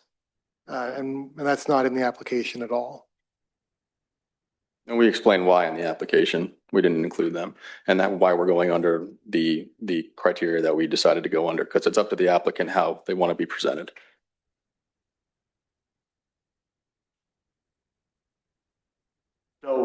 So I guess the options are to wait and have you include CBS in your application and then have a hearing and follow next steps. Or we could say your argument, as I've heard it, is CVS is established. We, the governing body, have gone through a series of discussions and arguments, and they've come up with an approved or an acceptable plan now. Or we could, which I'm sure you're not volunteering, but I suspect you can always elongate the deadline, or can't you? You mean grant a time extension? Or we could, or we could go out and call the planning commission members and say, hey, we need you to meet in December 29th. Have you had any conversation with CVS at all? I've not. And the conversation would be what, Jim? Now that About a master sign plan going in for the development, which they're part of. Correct. And what are their feelings on that? And would they be opposed to being, they should be in the master sign plan. They don't have to change anything, but they should be part of any master sign plan. That's my opinion. If the way it's written, otherwise you open the door and you're going to let anybody who wants to say, well, I'm really not part of that development. And I'm going to come in here under Article number 3 and I'm going to slide in that way because I want to do something on my own. Let me feedback. So your point would be that they should be included so that in the event they want to make changes or add something in the future. Correct. Okay, now I understand. So they ought to be in this plan I think because otherwise they'll come back with their own plan, and now you're running 2 plans on one I problem. thought they already had their own plan. No. They got a variance. They got a variance. To do what they They did. didn't do a master sign plan. They can still Well, do that. there was no master sign ordinance back But then, if we approve the master sign plan for these guys, then they can come back in and ask for one too. unless they would maybe sign a waiver or something or say they don't want to participate. Right, yeah, Can't we that's- just give them that option? Or I think they're probably happy with the signage they have and not Yeah, because according to the ordinance, like if we apply with them, I mean, they're supposed to have a cohesive uniformity to their signs and I don't think. I think you hear if you do get granted a hearing, Mhm. I would be coming back saying, I have met with CVS and have a Okay. document saying, or yay or nay from them. Sure.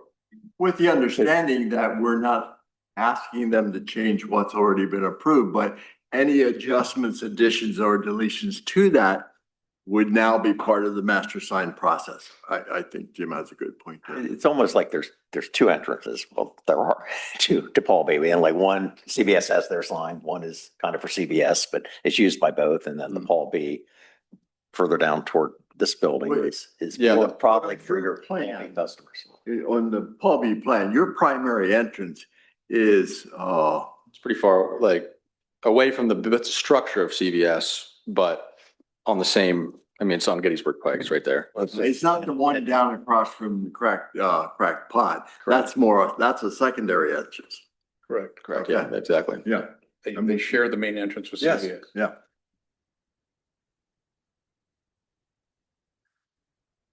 I would suggest just that we set a public hearing, get it set up to participate.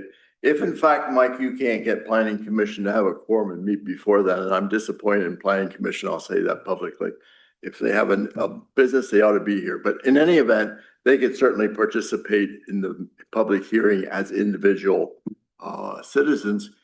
And then I would hope that with the council that you've heard tonight, that you would come back with a lot more information than you have now, at least with the warrant that you've met with CVS. They understand what they're part of. They understand we're not asking them to do anything. And I also think anything happens in the future that you put an improvement out along Gettysburg Pike or something, that's got to come under the master sign. Sure, I mean, the reason why we came today without any communication with CVS is because in our belief, it's completely separate and we wouldn't want to include them in our, And our tribe. staff, That doesn't make any sense. Our colleagues are saying, but even our staff is saying that they don't necessarily I agree. agree with I that. understand. So I think, That property was originally approved as Loudon Center and I it was understand how- everything. yeah, I And it had different complexion back then too. It was a strip mall Right. It's with different. a grocery store, so. That was the And furniture so store. things can change over time. Correct. So I would suggest that if it's the will of the board that we want to establish a public hearing, that we do so on January 21. That's our second scheduled meeting in January, and that would be prior to the deadline of the 29th. I believe that there was some discussion at one point that we begin that hearing at 4:00. I think it was 4:30. 4:30. 4:30. I wanted to make sure everybody would be here in time. Okay, 4:30, I'm sorry. So if it's anybody's nudge, you could make a motion to establish a public hearing on January 21 beginning at 4:30 prevailing time. Yeah, I would move. I did have another question, but. I'll give you time, but okay, thank you. So there's a motion on the table. Second? Second. Thank you. Been moved in second. Eric, go ahead. Could we put up the slide that shows the wall sign, either the front or the back?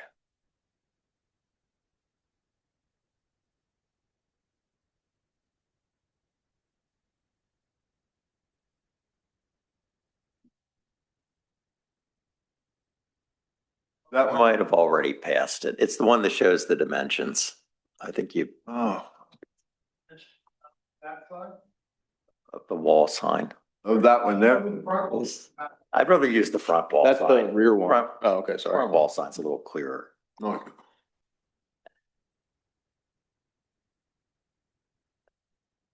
That one. That's. Yeah, well, your back's a little different. See, they basically, this came up with the Mills of Shepherdstown. They basically draw a box around it. Right. And come up with the square footage. And I was real curious to look at it from, do a tracing around what the actual letters and the logo is.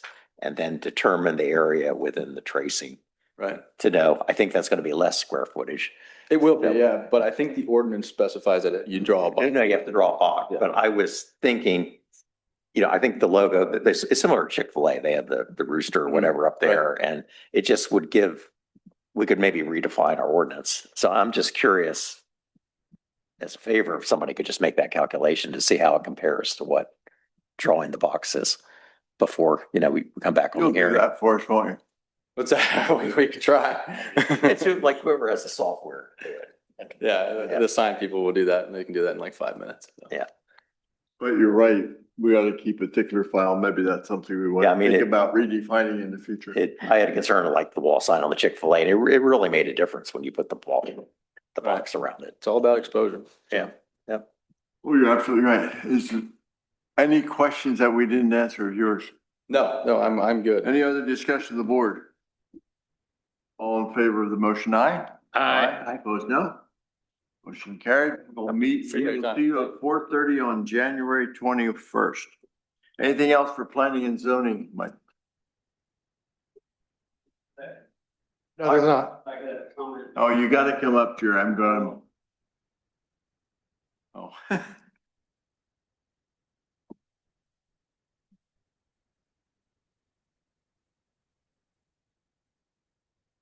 What did we forget?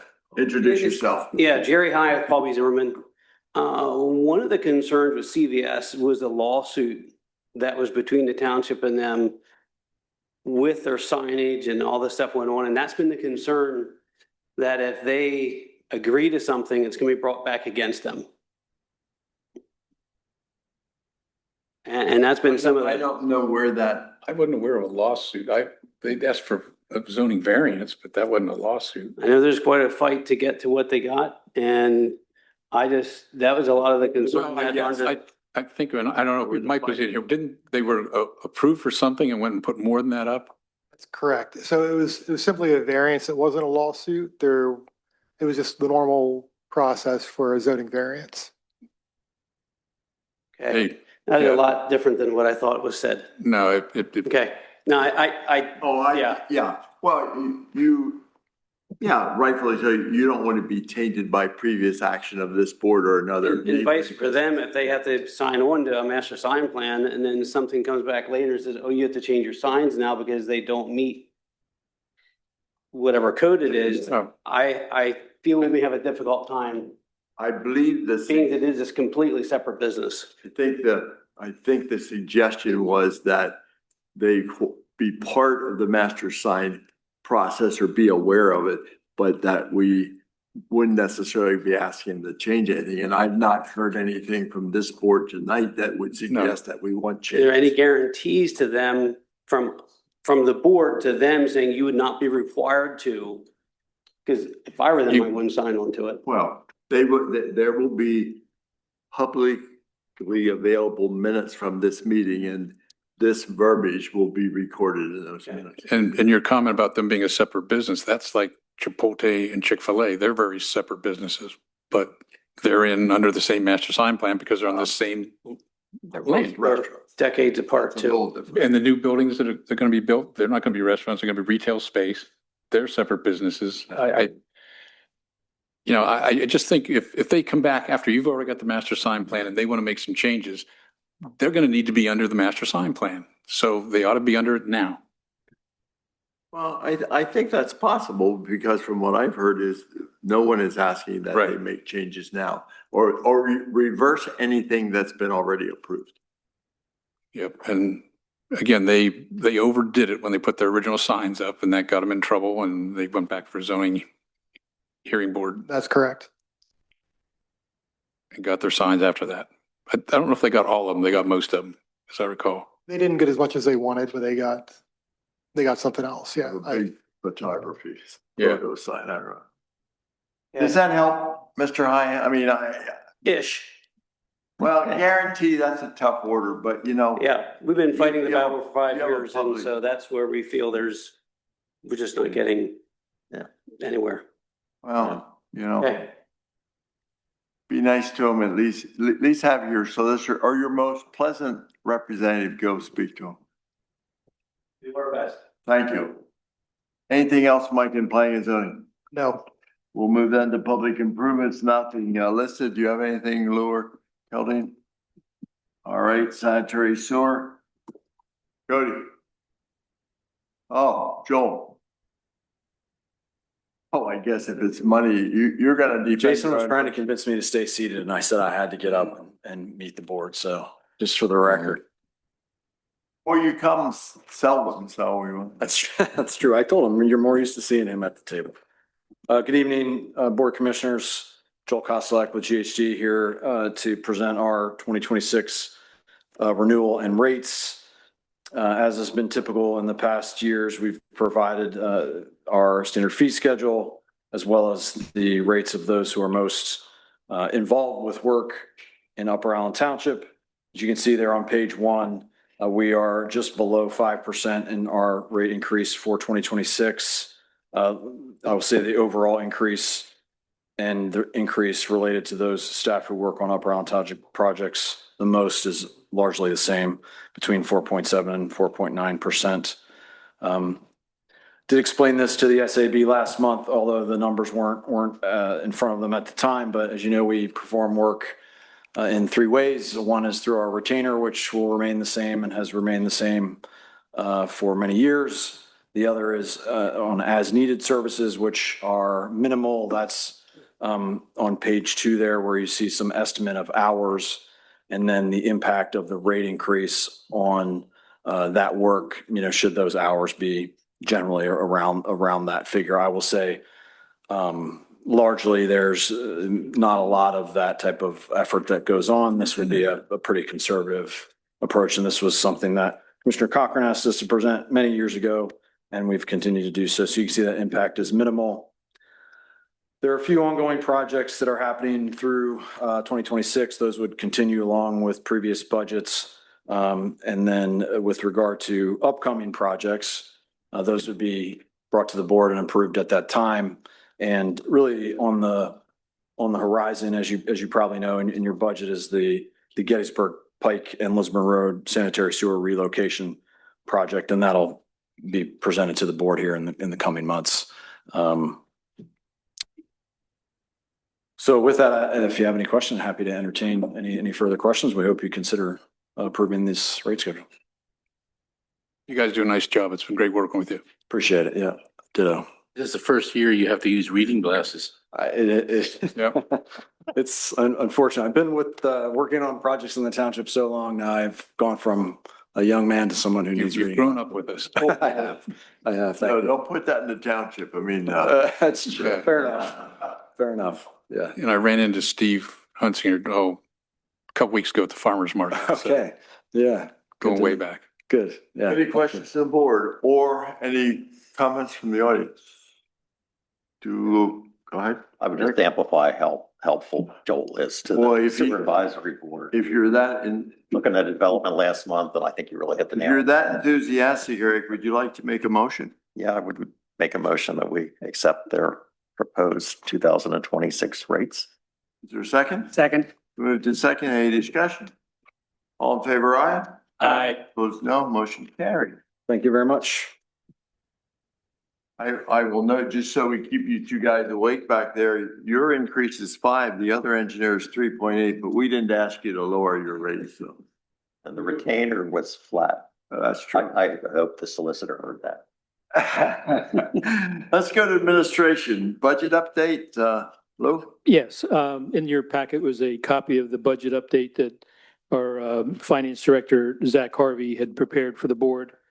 I know we had some preliminary discussions with Commissioner Fairchild regarding the content of this particular report, and we will work to try to clarify that. In fact, when I think we have the next Finance and Administrative Committee meeting, it might be a good time to kind of lay the parameters of what you would like to see in this report moving forward, to make it a little clearer so that you understand that when we show, like in this report here, we show that the revenue for the month of November was 672,000, and that our expenditures were 1,317,000, which that does not include was the fund balance that we carry forward at the beginning of the year. So I think through the Administrative and Finance Committee and Commissioner's input, we can certainly refine this report so that it's clearer to you where we stand. That would also include that fund balance. And what this report also doesn't clarify is it does make a brief mention that we do a considerable transfer from the general fund in this case, we had almost $2.8 million transfer that were made in September to various other funds that it makes this report look a little more unbalanced. And I think moving forward, we'll try to clarify it for the board. But Alexis, show it on the screen. It's like it's in the packet. Or is that Mike? Oh. Oh, I thought was the packet there. I think the answer is no. I don't think. Sorry, maybe we should have asked ahead of time, but it shows this precipitous drop, and I just think we reformat the report. It'll be beneficial to everybody. Yeah, we can, I know that you're talking about the graphs that are in there. There's one for general fund, there's one for sewer. And what it doesn't account for, like we said, is the starting fund balance. So we do it for a 5-year, cover a 5-year period. And we'll work through those issues and try to resolve that and hopefully make this report acceptable to all the board members. So you get a clear picture where we stand. On your format that you had discussed, I think will be helpful. Anything else on budget? Okay, thank you. Moving then to 6B, that's to adopt the budget for 2026. That would be by way of ordinance. I believe it would be 848. If it's the will of the board. Any questions or comments on the 2026 budget? I might mention that it was properly displayed. It was advertised in the appropriate papers of circulation. So it is fair game for action tonight. Yeah, I'd like to make a comment. Sure. I'd like to note that, especially for our new commissioners, that for the 3rd year in a row, we're budgeting a deficit budget. We're driving our fund balance down. It was 18,780,000 across all our funds, and some of those funds are restricted, so you just can't use them for whatever purpose you want. But the total went from 18,780 down to 18,200, and when this budget's passed and enacted, it'll be down to 16,800. We are very, very fortunate that management has managed to come in and find savings to keep us from going even deeper into a deficit. But you can't keep having expenses go up all around you, salaries, materials, and keep your rates the same. So a tax increase is in the near future, and township needs to be prepared for it. Are there questions or comments? So I take a little bit different view. I'm glad the 2 commissioner-elects are here because they should be aware, they would have the opportunity, or the new board would, to reopen the budget if they want to. We're only elected for 4-year terms, and under this budget is really the current majority. You're basically giving away 1 year of your term by not including maybe some of your priorities. So just wanted them to know that that is an option to reopen the budget. There is a limit on that, though. I know, I think it's 30 days or something No, like that. there's a limit. I believe there's a limit to how much you can adjust the budget. Gosh. No, I thought there was a 10% adjustment. You have to advertise. Yeah, or I don't know the specifics. Yes, it's 10%, but yeah, and Eric, in your observation that newly elected commissioners inherit a budget that's already approved during their 1st year, but then during their 4th year, they're approving a budget that will be for the first of the next term of commissioners. So they still get to deal with 4 budgets. Right, but any new board can I'm teasing reopen if they want to. I just didn't want them to feel shortchanged their 1st year. And the big policy objective, and I'm not sure it even requires any money, but we all talk about balancing development versus preservation. And the best lever I've seen to balance it is to have an open space preservation program. Like Silver Spring is very successful having one. So that should be part of the consideration, I think, in next year's budget. Another issue I have is I've asked, we just discussed this graph in our reporting. I keep asking, what is the actual cash balance that we have today? Like we're projecting we're going to have in all funds we're going to be starting the year with $18,294,405. So what is in our account today? Just like we have our checkbook at home. And I'm really not getting a satisfactory answer. I know there could be some accruals, but how close are we to that? Yes, we did have Zach working on that for you, and I apologize. You did request it within the last 24, 48 hours, or last couple of days. And he was working on that today, so I'm not sure if we didn't have it for this evening, then we should have that tomorrow for you. Yeah, I had, mentioned. There are a lot of funds, and it's constantly moving with, expenditures on I have the everything. So- impression that it's in one big sweep account at PNC or something that the checks are written on. So I thought it could be as simple as looking at that account. But We can go that's through the Zach. complexity of it, tomorrow. hope I'm happy to that do that. Because it's been making me uncomfortable. And then I was drilling down into specific funds, like what's available in the liquid fuels and so forth. But anyway, we'll have to move. If it's not available tonight, it's not available. So Jim, or people keep planting the seed about a tax increase as being necessary. I don't see one as necessary anytime soon. I think you do a budget, you have to be in good faith. You have to look at the revenue end and the expense end. And we, previous to this meeting, we had a stormwater meeting, and we are not, the stormwater fee has been flat the whole time. It's been in effect for like 10 years. And for just a $4 increase, per quarter, that'd be $16 a year. I think we could generate nearly $400,000 more in stormwater. That was a fund that really hurt us last year. We did a big project in Webercroft, but then Jim or some other ones that said kind of the perfect storm with some of the other, retention ponds and so forth that needed work. But we ended up being way over budget on stormwater projects and having to pull from the general fund and make transfers. So that's not a tax, that's a fee. It's still money coming out of the homeowner's pocket. What's that? It's still money coming out of a homeowner's pocket. They don't care whether you call it a tax or a fee. It's something they have to pay. I just hope you'd be reasonable about it. It's like $16 a year. That's like 2 coffees somewhere. Okay, I didn't just come want up. to remind us that we're dealing with the 2020. I don't want to thwart the discussion, but I want to keep us focused on 2026. And so Correct. And a potential tax increase is a valid conversation, but that's going to be for future. so the comment that Commissioner Fairchild raised during the budget was, let's just lower the fire tax, give less money to the fire company and raise the regular tax, and that way it'll be transparent. Or it will be invisible to the public. They'll just be paying the same amount, but we'll have less money to buy a fire truck sometime point in the future. And when I asked them, how do we buy the fire truck in the future, I didn't get an answer.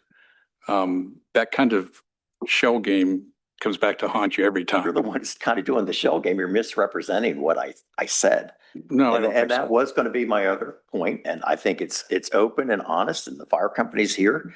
We have a fire company escrow for the next fire truck or fire apparatus in general. And people should know the fire apparatus industry is consolidated. It's becoming a monopoly. I feel like we're just getting really hosed on the price of the equipment and the delivery. I'm not sure what we can do about it. I wish the fire organizations would maybe lobby, for some type of antitrust action against some of these manufacturers, because they just are taking advantage of us. But nonetheless, we have the fire escrow, and we already have $2 million in the fire escrow account, I think. And we're proposing to put 500,000 in this year. And I think we intend to continue that. Well, yeah, So in another couple of years, you'll have like 3 million in that account. I No. believe the next fire truck. No, we is have a fire truck on order right now. When does that truck come in, Chief? Do we know yet? January 27th. 2020. 28 now for the 28, 29. next? Don't you have one on order right now? Yeah, That is the one. And that comes in when? yeah, it's not gonna be until, I thought it was late 26, early 27. nah. No, that was they pushed it back. Because it was behind schedule. Okay, and how much did that cost when we ordered it? 1.4 million. So we got We're 1 locked point. in- We're locked into that 1.4. Yeah, the problem. No, we're not. Into is No, we're not locked into the price because we didn't pay for it in full. So they can raise the price. It's at least 1.4. Right. Yeah, they can go up 5% depending on the consumer index. That could go with 5% with township responsible. So we'd be well over 3 million in the escrow by the time we get it.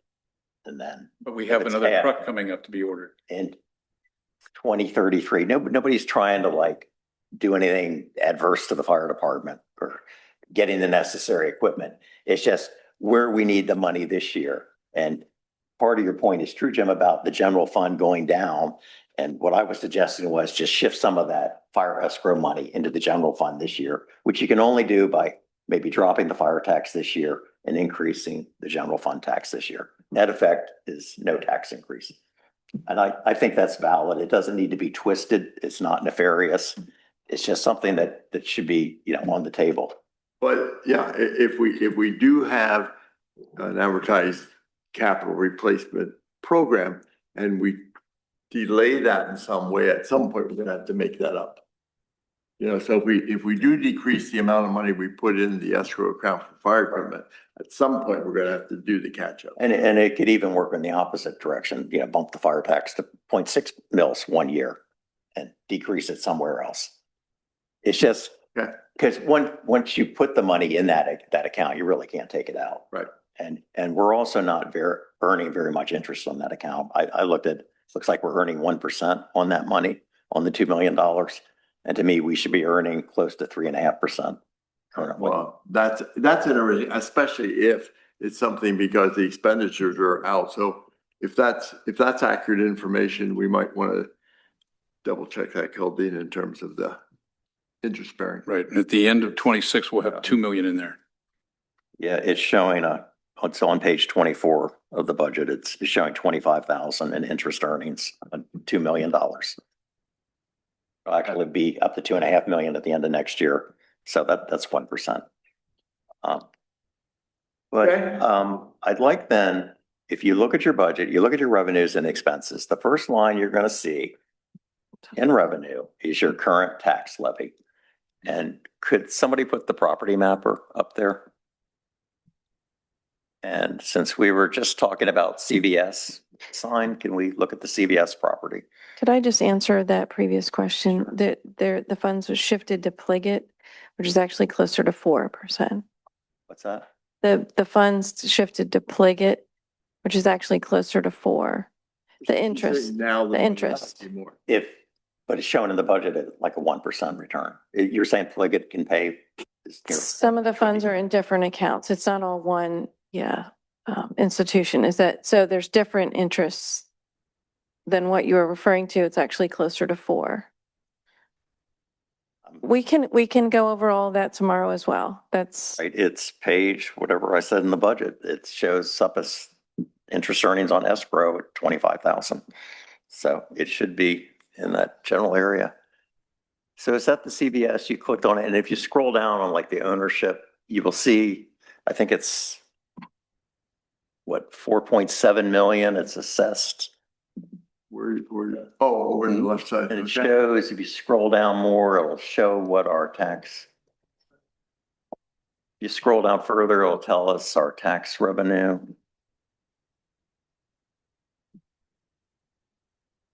I didn't bring my glasses. I can't read it.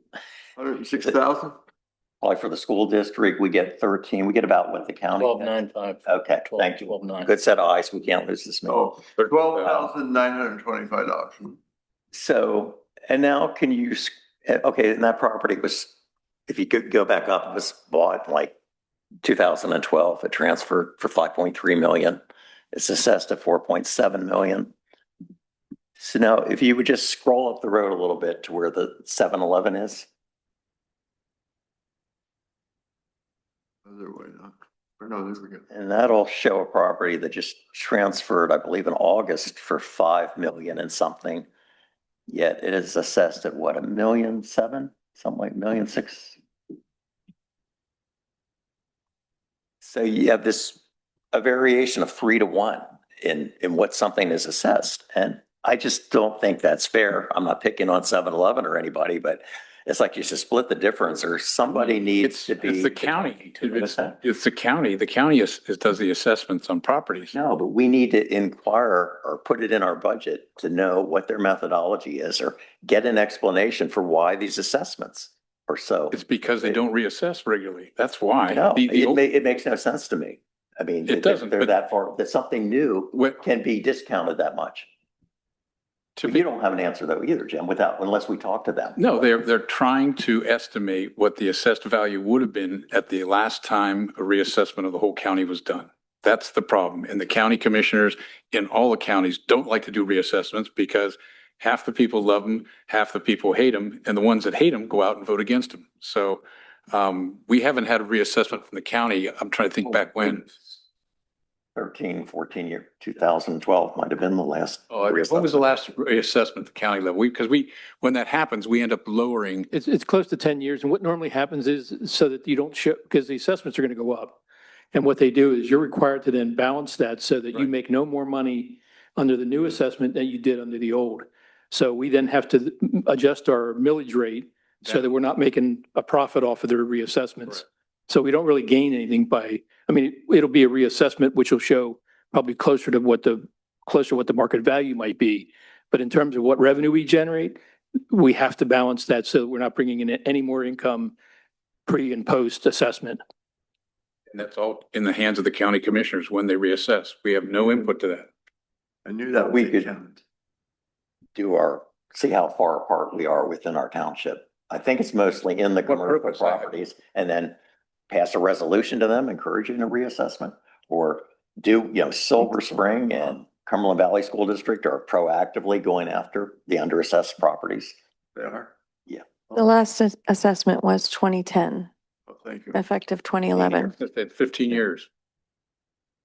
So I'm just saying that it's as much fairness and also before you raise anybody's taxes, you should try to collect, make your assessments fairer and collect that way versus raising the millage rate. The assessments are way off. I agree they're off. I'm not And they're not sure getting how any, they're much, not getting any back. and I'm not sure how much influence the municipality can have, but we ought to check. I agree with you.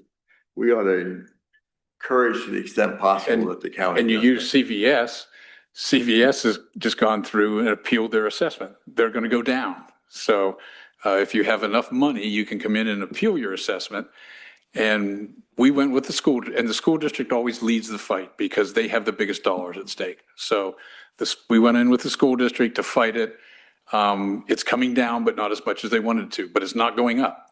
If they never go in and appeal if they think it might go up. They always go in and appeal if they think it can get reduction. And that's got to be the second or third we've had this in the recent months, and they're all going down. So when your tax base is growing with new properties, but you're going to limit those, and your assessments are being peeled down, that's going to limit your tax income. So where are you going to get the money? The property owner can appeal, the tax authority can appeal. It works both ways. But I think they are part of a trend of the older property. I think Haas has also recently appealed. The older properties, there needs to be action on reassessment. The problem is it's expensive to appeal, so you don't have individuals appealing. All you have is larger commercials, and that's where the bulk of our tax money comes from too. You've got a several $1 million warehouse that goes in and says, I want to cut my assessment by 50%. That's a huge hit. Yeah, if you scroll down actually on the left column, I mean, they're paying a third of what CVS is paying to us. So when we say we want to attract commercial development and all that, I'm not sure it helps us as much as the old development is currently helping us. Well, it helps us to the extent that it doesn't bring school children, and that helps the school district. Right. And could we look at two more properties? That would be Messiah Lifeways. I just happen to have information on that. Yeah, there are actually two tracks over there. So $65 million of taxable value. And then, so there's the old main building that was built on one track, and then all the outbuildings are on a second track. Well, and it's also different levels of care. So in some of those original buildings, it was for personal care and nursing home care, et cetera, which is different than the cottages, which are independent living, and they do pay taxes on those. So, But the main building is tax When I exempt. clicked on it the other day, it was showing a different parcel there in the middle or something. Like in the middle there, yeah, it was showing all that. But the point is, I mean, they are, some of it is tax exempt. yes, Some of it pays a lot of taxes Yes. to the extent of being our largest taxpayer. yes. But the tax exempt parcel, they end up paying us, it's called fee in lieu of taxes. And it's in the budget, you know, as a revenue line of like $94,000 a year. And we are providing them services. Yeah, it's an agreement we signed with Messiah Lifeways years ago. It's a pilot payment in lieu of taxes. And so it's spelled out in that particular agreement. And now can we scroll over to Messiah University? Well, just while you're doing that, I just want to, Messiah Lifeways, so in school taxes this past year, they paid $1,114,000. In county and municipal taxes, they couldn't separate county and municipal at the moment, but they paid $92,973. So there was a comment made at some point in our discussion that they're tax exempt. There is a portion of their institution is tax exempt, but they paid over $1.2 million last year in taxes. No, it's substantial. They're Yeah, well, I'm just saying that for all of our, because in our budget meetings, we were alleging that they were tax exempt. You're both right. There's one track that's tax exempt and there's one track that's taxed. Right. So here we have Messiah University that has almost $100 million of property value there, and they're tax exempt. They pay no taxes. And they also pay no fee in lieu of services. And we just heard from Messiah a little while ago about the use of this beautiful trail that they want to consider some security risk or something, and they don't have any money, or I don't get this. This is a giveaway of everybody else's tax money. And we provide a lot of services, I believe, to Messiah, and we should get a partnership. It should be reciprocal, and they should be paying some level of fee in lieu of services. And I believe you said, Ken, at one point that your college had been paying toward Springsbury Township and Spring Garden. Or Spring Garden, excuse me. So these are elements that I think should be Well, and part of those the budget discussion. Yeah, and I appreciate it. I don't want to thwart that, and I think that's something that we should, in our further deliberation, strategic planning, talk about. I'm not sure that's going to directly impact the 2026 budget. And I just, on the tax exempt, let's not pick just the Messiah Lifeways and Messiah University, but every church and synagogue in this township is tax exempt too. So there's a lot of tax exempt property, and that's a discussion that we have to have with federal government in terms of what's tax exempt status and then how we implement that. So again, I'm not opposing what you're saying, but I think that discussion is a little bit beyond our pay grade tonight. In terms, because we can't change tax exempt. Right, and we can't force a payment. It's up to them if they want to voluntarily do it. And I worked for WellSpan for years, and we made payments to the city of York in the 7 figures in lieu of taxes. But the taxes would have been even more than that. But it's up to each individual institution. And we have no legal right to demand anything, and we are required to provide the services. And I do know that for those two, Lifeways and the university have contributed in excess of $20,000 this year for a fire department. You might sneeze at that as not, but they are at least trying to give something for their community service. Well, and Lifeways came to us and asked us to endorse them using tax exempt financing. And for some reason, we thought we had to get involved in their financial situation, and they withdrew their request and went to the county. So we didn't make any friends there. I don't understand that legal mishmash, but they went through another authority to get there. Right. All right. Is there further discussion on the proposed budget for 2026? Remind me, I don't even know. Do we have a motion on the floor for that? I was asking for, No, I don't think- we did. Okay, we've had discussion. Anyone from the audience wish to speak on the proposed budget? Is anyone willing to make a motion to adopt the 2026 budget? What ordinance number is it? It's 848, yeah. I'll move to adopt budget ordinance 848 for calendar year 2026, authorizing expenditures and levying taxes. Is there a second? Second. Been moved in second. Discussion? I'm going to oppose because there's too many loose ends in it. And as of tonight, I don't actually know what cash balance we have in relation to what we're projecting. And I can't see voting for it. And absence of that. I remind you, we had lots of meetings before this for budget, but anyway, I respect your statement. If there's no other discussion, all in favor, aye? Aye. Opposed, no? No. Motion carried 4-1. All right.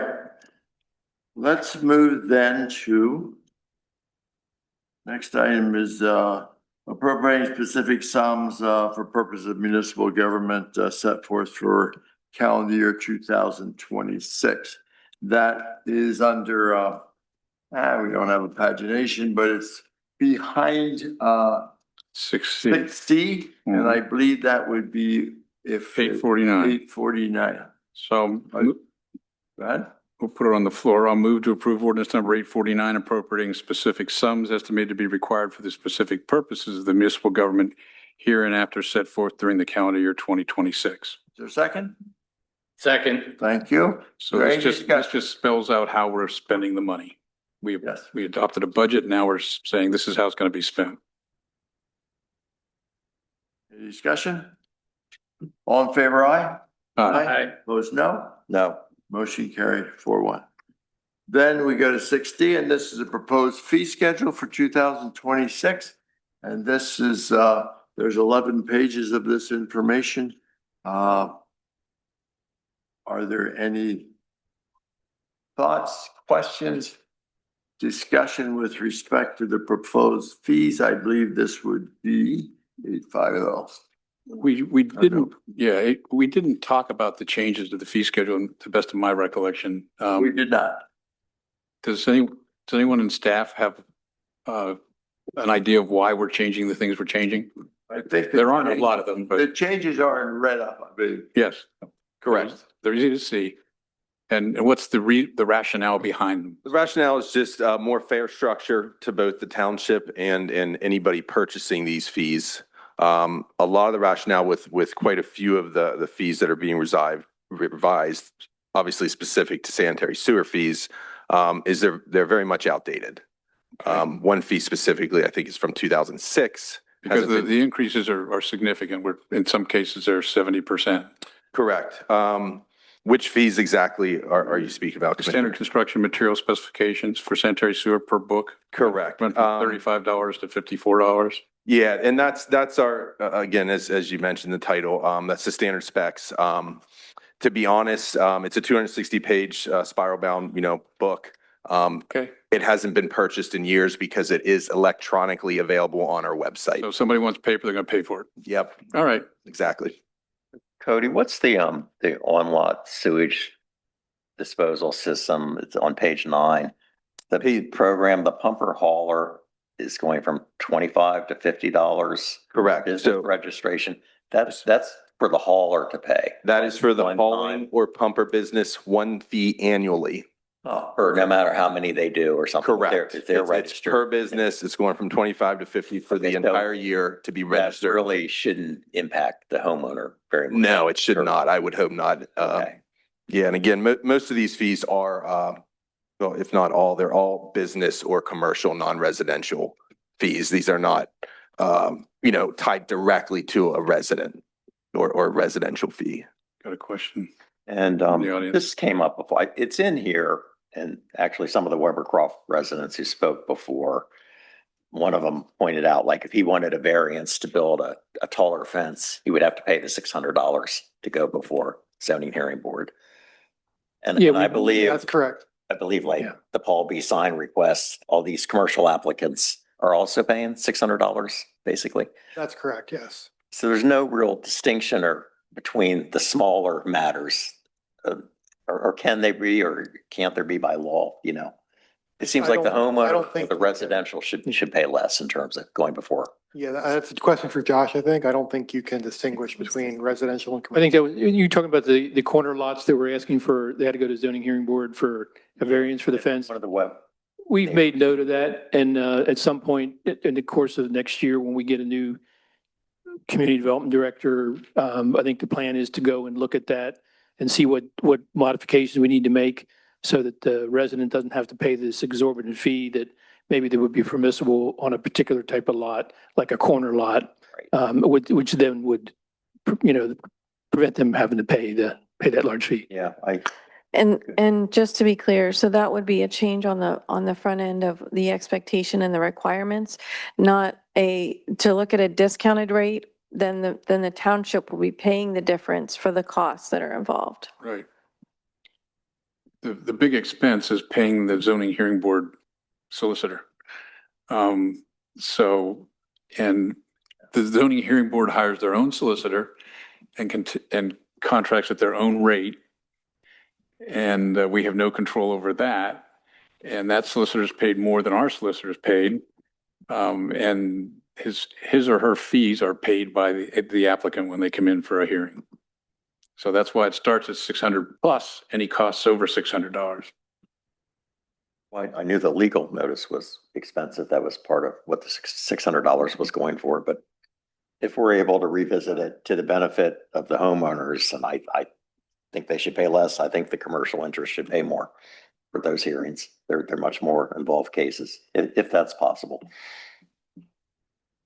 Yeah, probably. Well, I mean, you could lower it to 3 plus any costs over 300, but you're still I mean, you have no idea in cases how many hours of attorney's time is going to go into it. And you're probably talking 200, 250 an hour.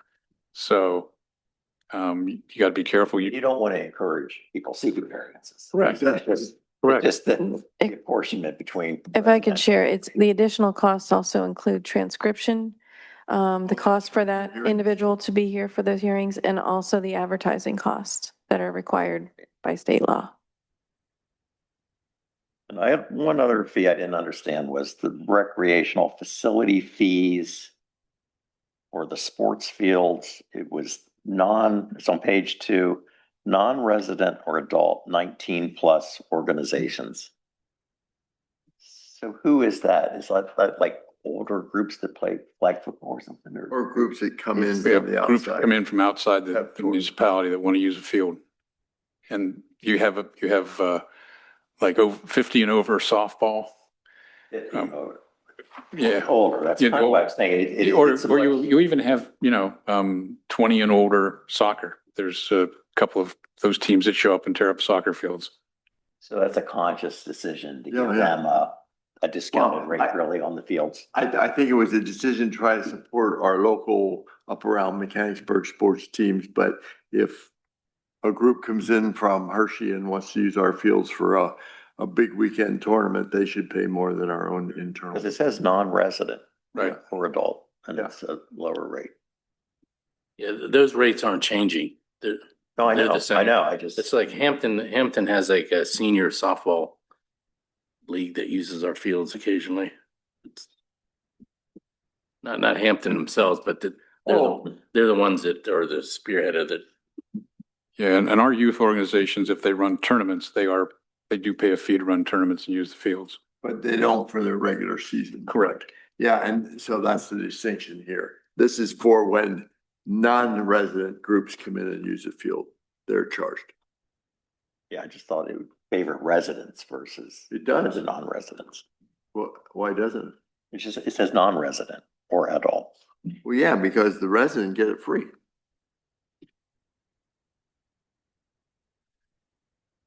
Oh, actually, the resident youth organization is supposed to pay per field per year, $250. Yeah, but it So- doesn't fall under this. Right, it's not, these are daily rates versus annual rates. So this is, all right, I think what I'm trying to say is, we do charge non-resident teams and groups a lot higher fee than we do our own residential, our own local fees. No, this number just stuck out to me. Okay. All right, thank you.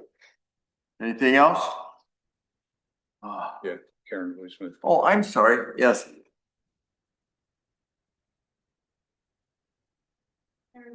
Smith, 855 Oak Oval. On the fees, I didn't see them to comment on them, but we already talked about tapping fees a long time ago, and there was a consideration for changing, and we didn't. So tapping fees aren't included in this, are they? Yes. They are? They were, but I don't think they're changing. You have to do a major study to do tapping fees Yeah. changes. Yeah. So then, well, they may be included and written on there, but they're not in red like they. Yeah, they're not changing. they're not changing, yeah. Okay, thank you. Says 965 per EDU, page 8. And different capacity, that's collection capacity portion, special district fee. Yep. Anything else? Any other comments? Oh my gosh, let's see. We have a motion, didn't we? No, yeah. Alexis, help me. Do we have a motion on this one? Okay. Someone willing to make a motion for the, So this is 850? no, No, this it's is a resolution. This is right. So 1118. already, this isn't the first resolution we passed tonight, folks. Yeah. And this. Yeah, it was stormwater. Yeah. So this is the first. Oh, I'm sorry. The first township one, thank you. What are you gonna do? Yeah, I'd like to move approval of the listing that's been distributed of the 2026 schedule of fees and have that be resolution number 1118. All right, is there a second? Second. Been moved in second, discussion. C11. You're right, okay. Hearing no discussion, all in favor, aye? Aye. Opposed, no? Motion carried, unanimous. Now we're going to the solicitor's rates. Are you gonna speak for yourself? Well, there is a letter in the packet, but Oh, I you think- thought it was self-explanatory? Okay. I think the annual retainer would be going up by 9% and the hourly rate 5%. Wow.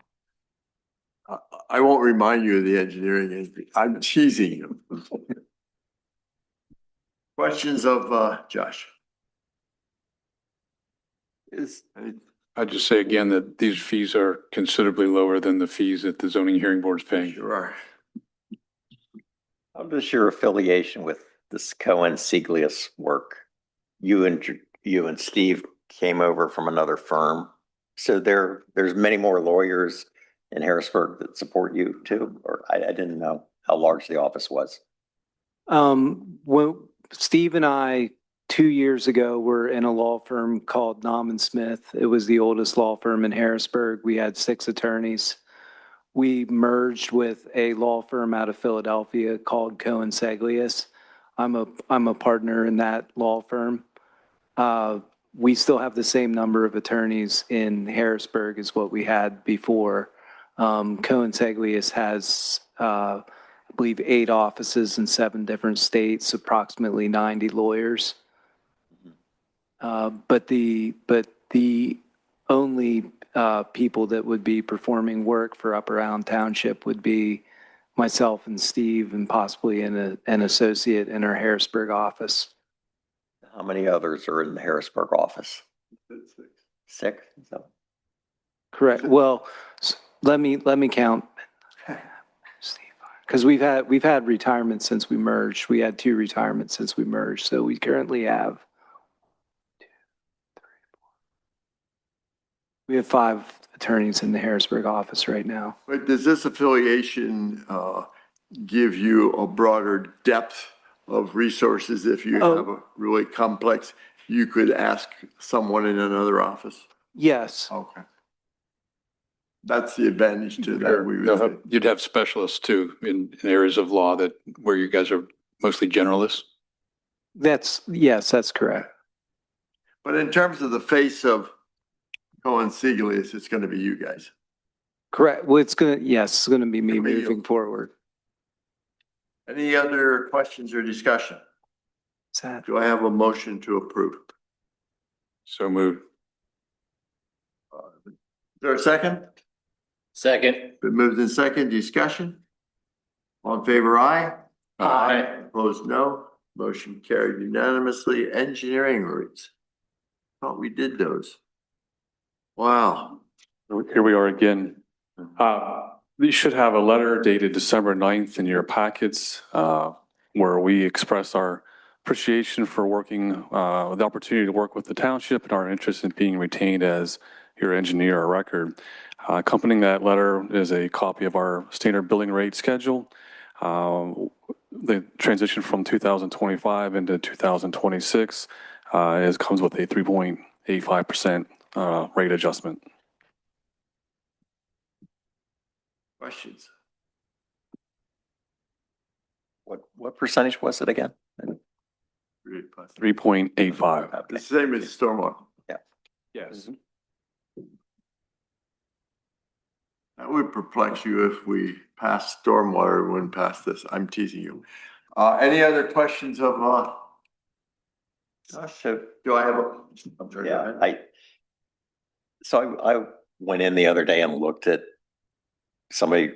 really just one of your invoices for the inspection of the roads that came in at like 23,000 for our bill. And I just wondered what that involved. And then I looked at some of the ones on the AFP or whatever. But so the bill for the 23,000 actually included some other work. And I have a copy here for you. Or if you want to write it down, it's your invoice 185476. But what I noticed was like we have the names of people and the dates they were out, how many hours, but it doesn't tell us what road. It doesn't give us a whole lot of detail.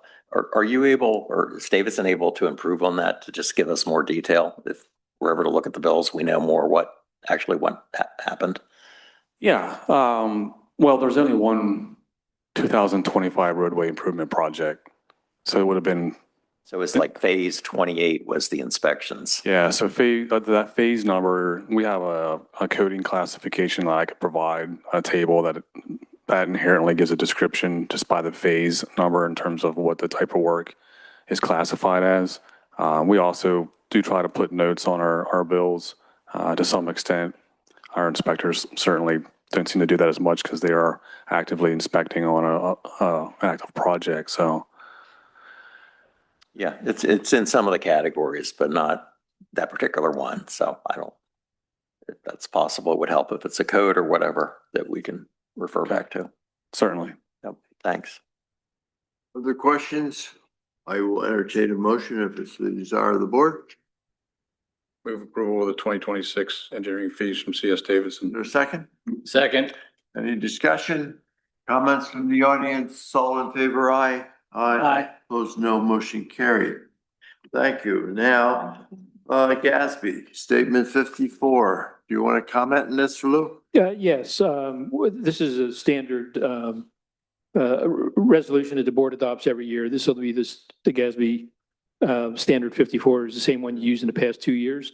The board readopts this by resolution. So when they come in to do the 2025 audit, they will use GASB 54 standards as they have in the past 2 years. So we're just asking the board to readopt that resolution to use that standard. Yeah. Is there a new standard or not? It's still 54. It's still the same. They changed. Nothing's changed as far as I know. It's the same as they've used the past 2 years.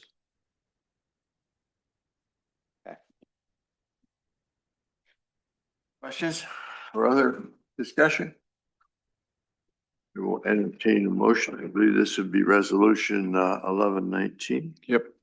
I'll move resolution 1119, a resolution of the Board of Commissioners of Upper Island Township, Cumberland County, Pennsylvania, establishing a policy to implement and apply governmental accounting standards boards, GASB Statement 54. Thank you. Is there a second? Second. Moved and seconded. Any discussion? All in favor, aye? Aye. Opposed, no. Motion carried. I believe that concludes administration. Do you have anything else, Caldina? Lou? Oh, there's an age. I'm sorry? You got IT buyer. We, We have received several proposals and we're not ready at this time for action from the board. We will continue discussions and review the proposals, and then request the board's consideration at a later date. So that should save us some time this evening. This is IT you're talking about? The one. I was a bit concerned that we talked about getting multiple proposals and there was no comparison. If this may be the best one, but we have nothing to judge that on as far as rates and services. Yes, we did have some discussions and a few proposals in front of us, but we would like some additional time for this. Moving then to Park and Rec, I see we have a resolution for Yellow Bridges accessibility grant. I believe we discussed this, but this would be to actually authorize staff to move forward on the Simpson Park proposal for this. Is that correct? That's correct. That's correct. And no one is here to, did you want to say anything about it, Jason, or you'll answer questions we have? Any discussion or questions on this? I just noticed it's a $100,000 grant. We've kind of preliminary apportioned it as to $20,000 for permitting. That should be probably engineering and permitting, and then 80,000 for the product itself, I take it. That's the current breakout as we understand it based on the conceptual design. I think those numbers are probably increased beyond what the grant has available once we complete that full design. But the permitting is rather extensive. The original split was to provide earmark 20,000 to secure a permit. We haven't defined the full roles in terms of level of service for bidding, through construction administration, inspection, things of that nature yet to have the full understanding of the engineering. We're certain we can buy the equipment in terms of the ADA accessible kayak launch. And we're still discussing options for the proposed boat ramp. The permit is a GP2? This is an individual permit. It's a joint permit. It's a higher classification of a permit. The GP2 is an alternative, except for in this case, you can't exceed 200 square feet for a dock, and the facilities that we're proposing to exceed that threshold.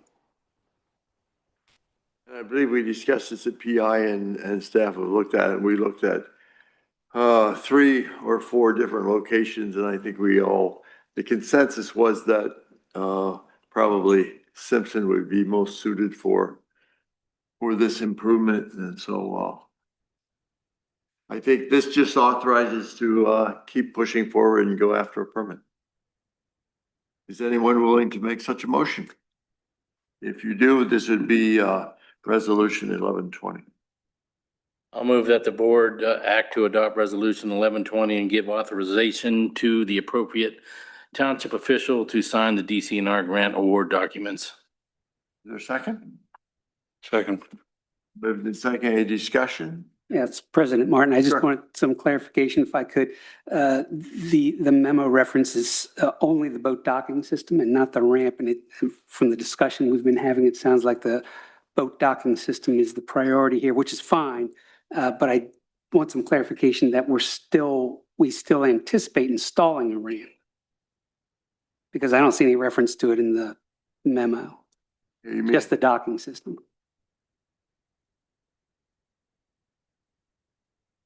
You're right. But I thought in order to get to the docking center system, it would have to be ADA accessible. Sure. My understanding from the drawing presented at Public Improvements that there were 2 separate things next to each other. Okay. Next to each other. Okay. I think that would just be a clarification by the board that could call for a revision to the resolution as it's written. Or, okay, so we were signing the documents. If I understand it, when there will actually need to be more specificity submitted when we go for the permit and when we go for the actual construction, is that what you're saying? Yeah, so we could weigh in, I mean, because I don't want to overlook Phil's concern. I think the resolution, I'm sorry if I were speaking. No. I think the resolution is set up to model the way it's written in the DCNR grant allocation. And the intention, as I recall, when speaking to Chad Krebs, the park director, was that this resolution was intended to preserve that money that has been earmarked and take that next step to formally accept the grant. The full definition of the scope of work, I think, is going to be greater than the resolution is currently written. We have not received authorization to really proceed with the project in any great level aside from a concept plan. So I think, we're still in the development phase of what that scope of work is going to look like. And does the $80,000 for the dock system and installation, That'll cover the kayak launch for sure. Yeah. so the ramp and the docking system? It's for the kayak launch. I'm not sure what you mean by kayak launch. Is that the So dock or is that the ramp? So there's a ramp that accesses a floating platform that is equipped with an ADA accessible kayak launch. Separate from that, there is a proposal to construct a paddleboard type watercraft boat ramp. The second ramp that was next to. Second ramp. Is on the document we saw. Yeah, I guess the terminology is what's tripping me up. So the $80,000 covers the ADA accessible thing, the dock, the whatever, and also the ramp, which has the material that doesn't scratch up your boat so much. I'm personally not comfortable with the cost estimate at this stage of the process to state that $100,000 can cover the project in its entirety. I do believe the cost is going to increase beyond $100,000. So we're talking about two parallel systems here, one being a boat ramp and one being an ADA accessible kayak launch. So the ADA accessible kayak launch, will that be covered by the $100,000? Yes. Okay, and that's what we're actually talking about tonight. That's correct. But there was a proposal for a second concrete type or something similar to that regular paddleboarders or canoers or kayakers could use, not ADA. That's correct. And that's not covered. And we're not talking about that tonight. That's correct. So that's an expense that'll be on the township separate from this grant. If you go. Yeah, like step two. You don't have to. Potentially. Just to clarify, we have spent very little time pulling a plan together with a cost estimate. There's time that's been spent directly with the kayak launch itself and securing a permit for that. The boat ramp per se has been a newer development in the proposal, and we're still evaluating the scope of work that's going to be required for that facility. Okay, that wasn't my understanding from the Parks and Rec meeting. My understanding was that they approved, the discussion was primarily the ramp. And then when it came to vote on it, they added and the boat docking system. My understanding was that the discussion was primarily about the ramp and that the ADA boat docking system was an add-on. Now it seems to have been flipped. I apologize. I wasn't in attendance at the Park and Rec Committee to really speak at any greater level than I am able to at this point. So, Jeff, do you have a comment? Feels good to stand up, huh? Feels good to be able to stand up. Not funny. Jeff Williams, 334 East Meadow Drive. The Park and Recreation Board discussed the pier, the ability to get in and out of canoes and kayaks more easily. I do not recall the motion involving anything about a concrete ramp that goes separately down into the creek. I think what you're speaking about tonight and what the Park and Rec Board is recommending is the original concept of the ADA accessible pier, which would also help people like myself that are a little more elderly and no longer as athletic as we used to be. So that's what I recall, and that's what we haven't voted on the minutes, but I'm pretty sure that's what's in there. Go ahead. So just to clarify, again, this is a resolution to accept the DCNR funding that was intended to gain access to the creek at Simpson Park. we will come back to this board at a later date with a more defined plan and construction cost estimate to seek approval to proceed with a greater project than that. Right, and the grant is for ADA Accessibility to Yellow Breaches Creek, that's correct. But it doesn't preclude if we, as we're planning and discussing it, want to build another structure or another step to that. We'd probably have to do it with our own funds, but we could enlarge the project. That's correct. So I just want to be clear, I'm not opposed to this. No, no, At this- I'm afraid Mr. Williams and I's recollection of that meeting are very different. At the end, it doesn't matter because I'm not opposed to that. And if I could get some clarification again, Jason, from you, I thought the grant was for creek accessibility, not ADA creek accessibility. Did I get that wrong? You did. That's correct. I mean, that's the intention. The proposal or that's been discussed since it's first been brought to my attention and has been included a ADA accessible kayak. No. I think, no. My understanding was that the township suggested the ADA component, but that the grant that was applied for initially was put out there for creek access. Yeah, I believe you're correct. Yes. Okay, thanks.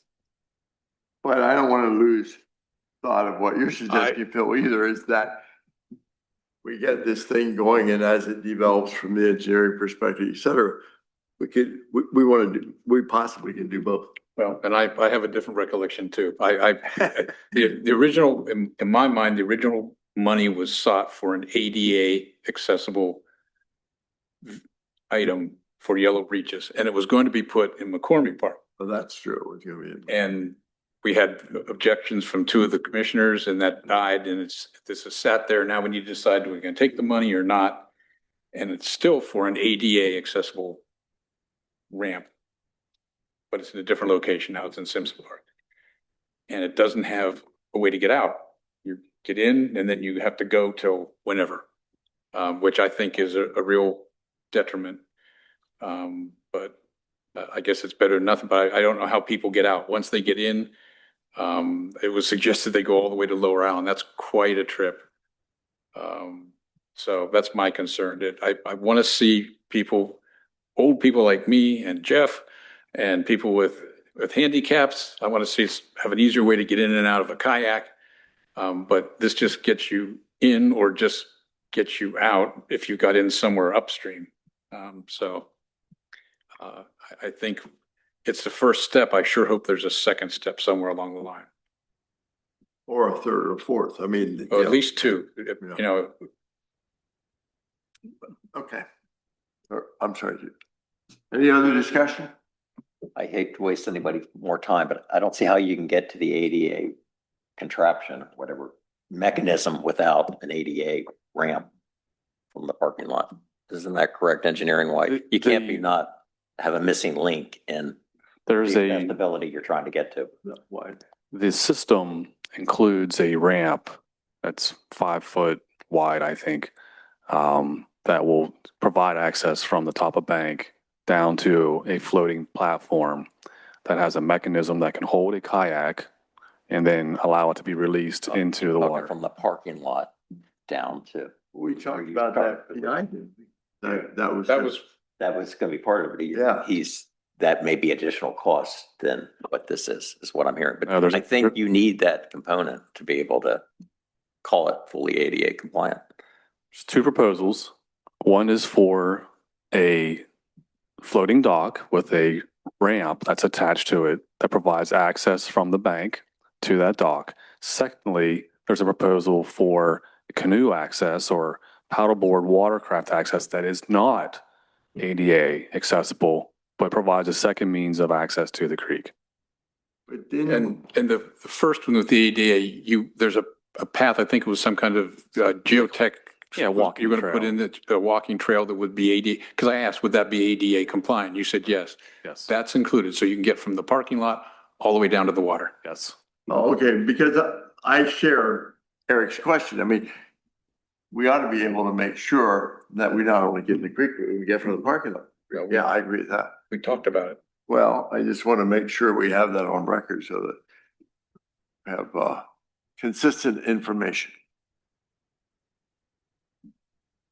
Everything clear? Are we totally confused? I'm ready. I've been ready. All right, I think this would be resolution 11. What? 11. Thank you, Alex. Yes. We had 18, 19, 20 comes next. I move that the Board of Commissioners act to adopt Resolution 1120 and give authorization to the appropriate township official to sign the DCNR grant award documents. There a second? Second. Been moved in second. Discussion? All in favor, aye? Opposed, no. Motion carried. Anything else for Park and Rec? Miscellaneous. Solicitor? Tax collection, I don't suspect we have anything. Capital COG, Alexis will be inviting you to the annual meeting, which is in January. That will come later.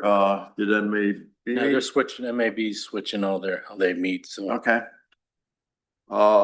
Township Association, not aware of anything. Public comment? Comment I'd like to make.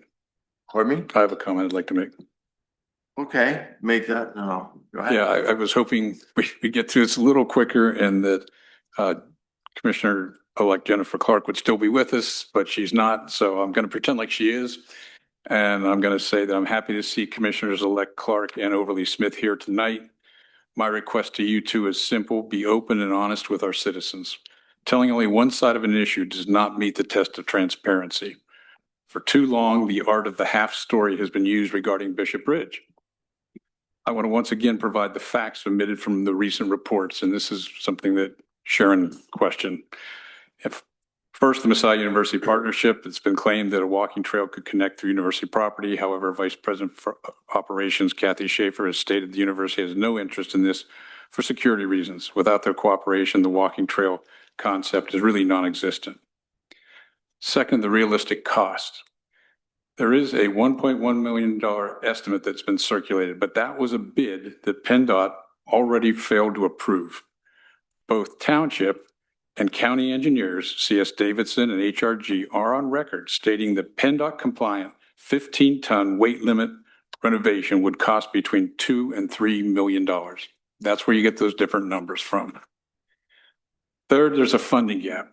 Cumberland County has already made it clear there is no county money for this bridge. In fact, if we take the bridge, the county will deduct $67,000 from our existing small bridge repair funds to recoup their engineering costs. They stated this at the county commissioners meeting recently. Furthermore, because the state's bridge management plan rates this bridge as only a moderate priority, it is ineligible for state preservation funding. Fourth, the liquid fuels risk is diverting our $600,000 in annual liquid fuels money to this bridge means your neighborhood road repairs will be delayed for years. Worse, if the bridge fails to meet PennDOT vehicular requirements, the township would be forced to repay every cent to the Commonwealth of the liquid fuels funds we used, or pay whatever it takes to make the bridge get to the point to be approved. And finally, something that hasn't been talked about is the environmental and safety realities of that bridge. The proposal we've received is for a 12-ton weight-limited bridge, which means school buses, garbage trucks, and fire trucks could not legally use it. Additionally, the open grid that everyone loves because the bridge sings to you as you go across, but it allows salts, oil, and gas to fall directly into the yellow breaches, a modern environmental liability. Commissioners-elect, please take time to talk to the staff and get the full facts before your first vote. You don't want your first major act to be a physical liability that haunts the township budget for a decade. Don't act on stories, act on the numbers. Thank you. So, Mr. Cochran, I don't understand what your motivation is, honestly. It's the truth. I mean, It's the it truth, is- Eric. It's something you wouldn't understand. I You have a understand that. Historic preservation project, not that this is just about historic preservation, but to have this active, intense, opposition and your own disinformation campaign. And give me some to the extent disinformation. People like Sharon, I think it's very fair. Give me some disinformation, please. What Not have I even- said here that's not true, Eric? Mention one thing. Remember all your numbers. I mean, the I'll first be thing happy to is repeat the, them. The funding comes from different sources. The county. There is no The money from the county is still there. The equation has changed somewhat. No, Since they will have to go through the environmental permitting process. I mean, you have to understand, it is a historic bridge. It has protections. That's what It's was an put forward old bridge. by the environmental. So what's wrong with an old bridge? Many municipalities are proud to have these bridges. There are And 208 in the state. fund is there.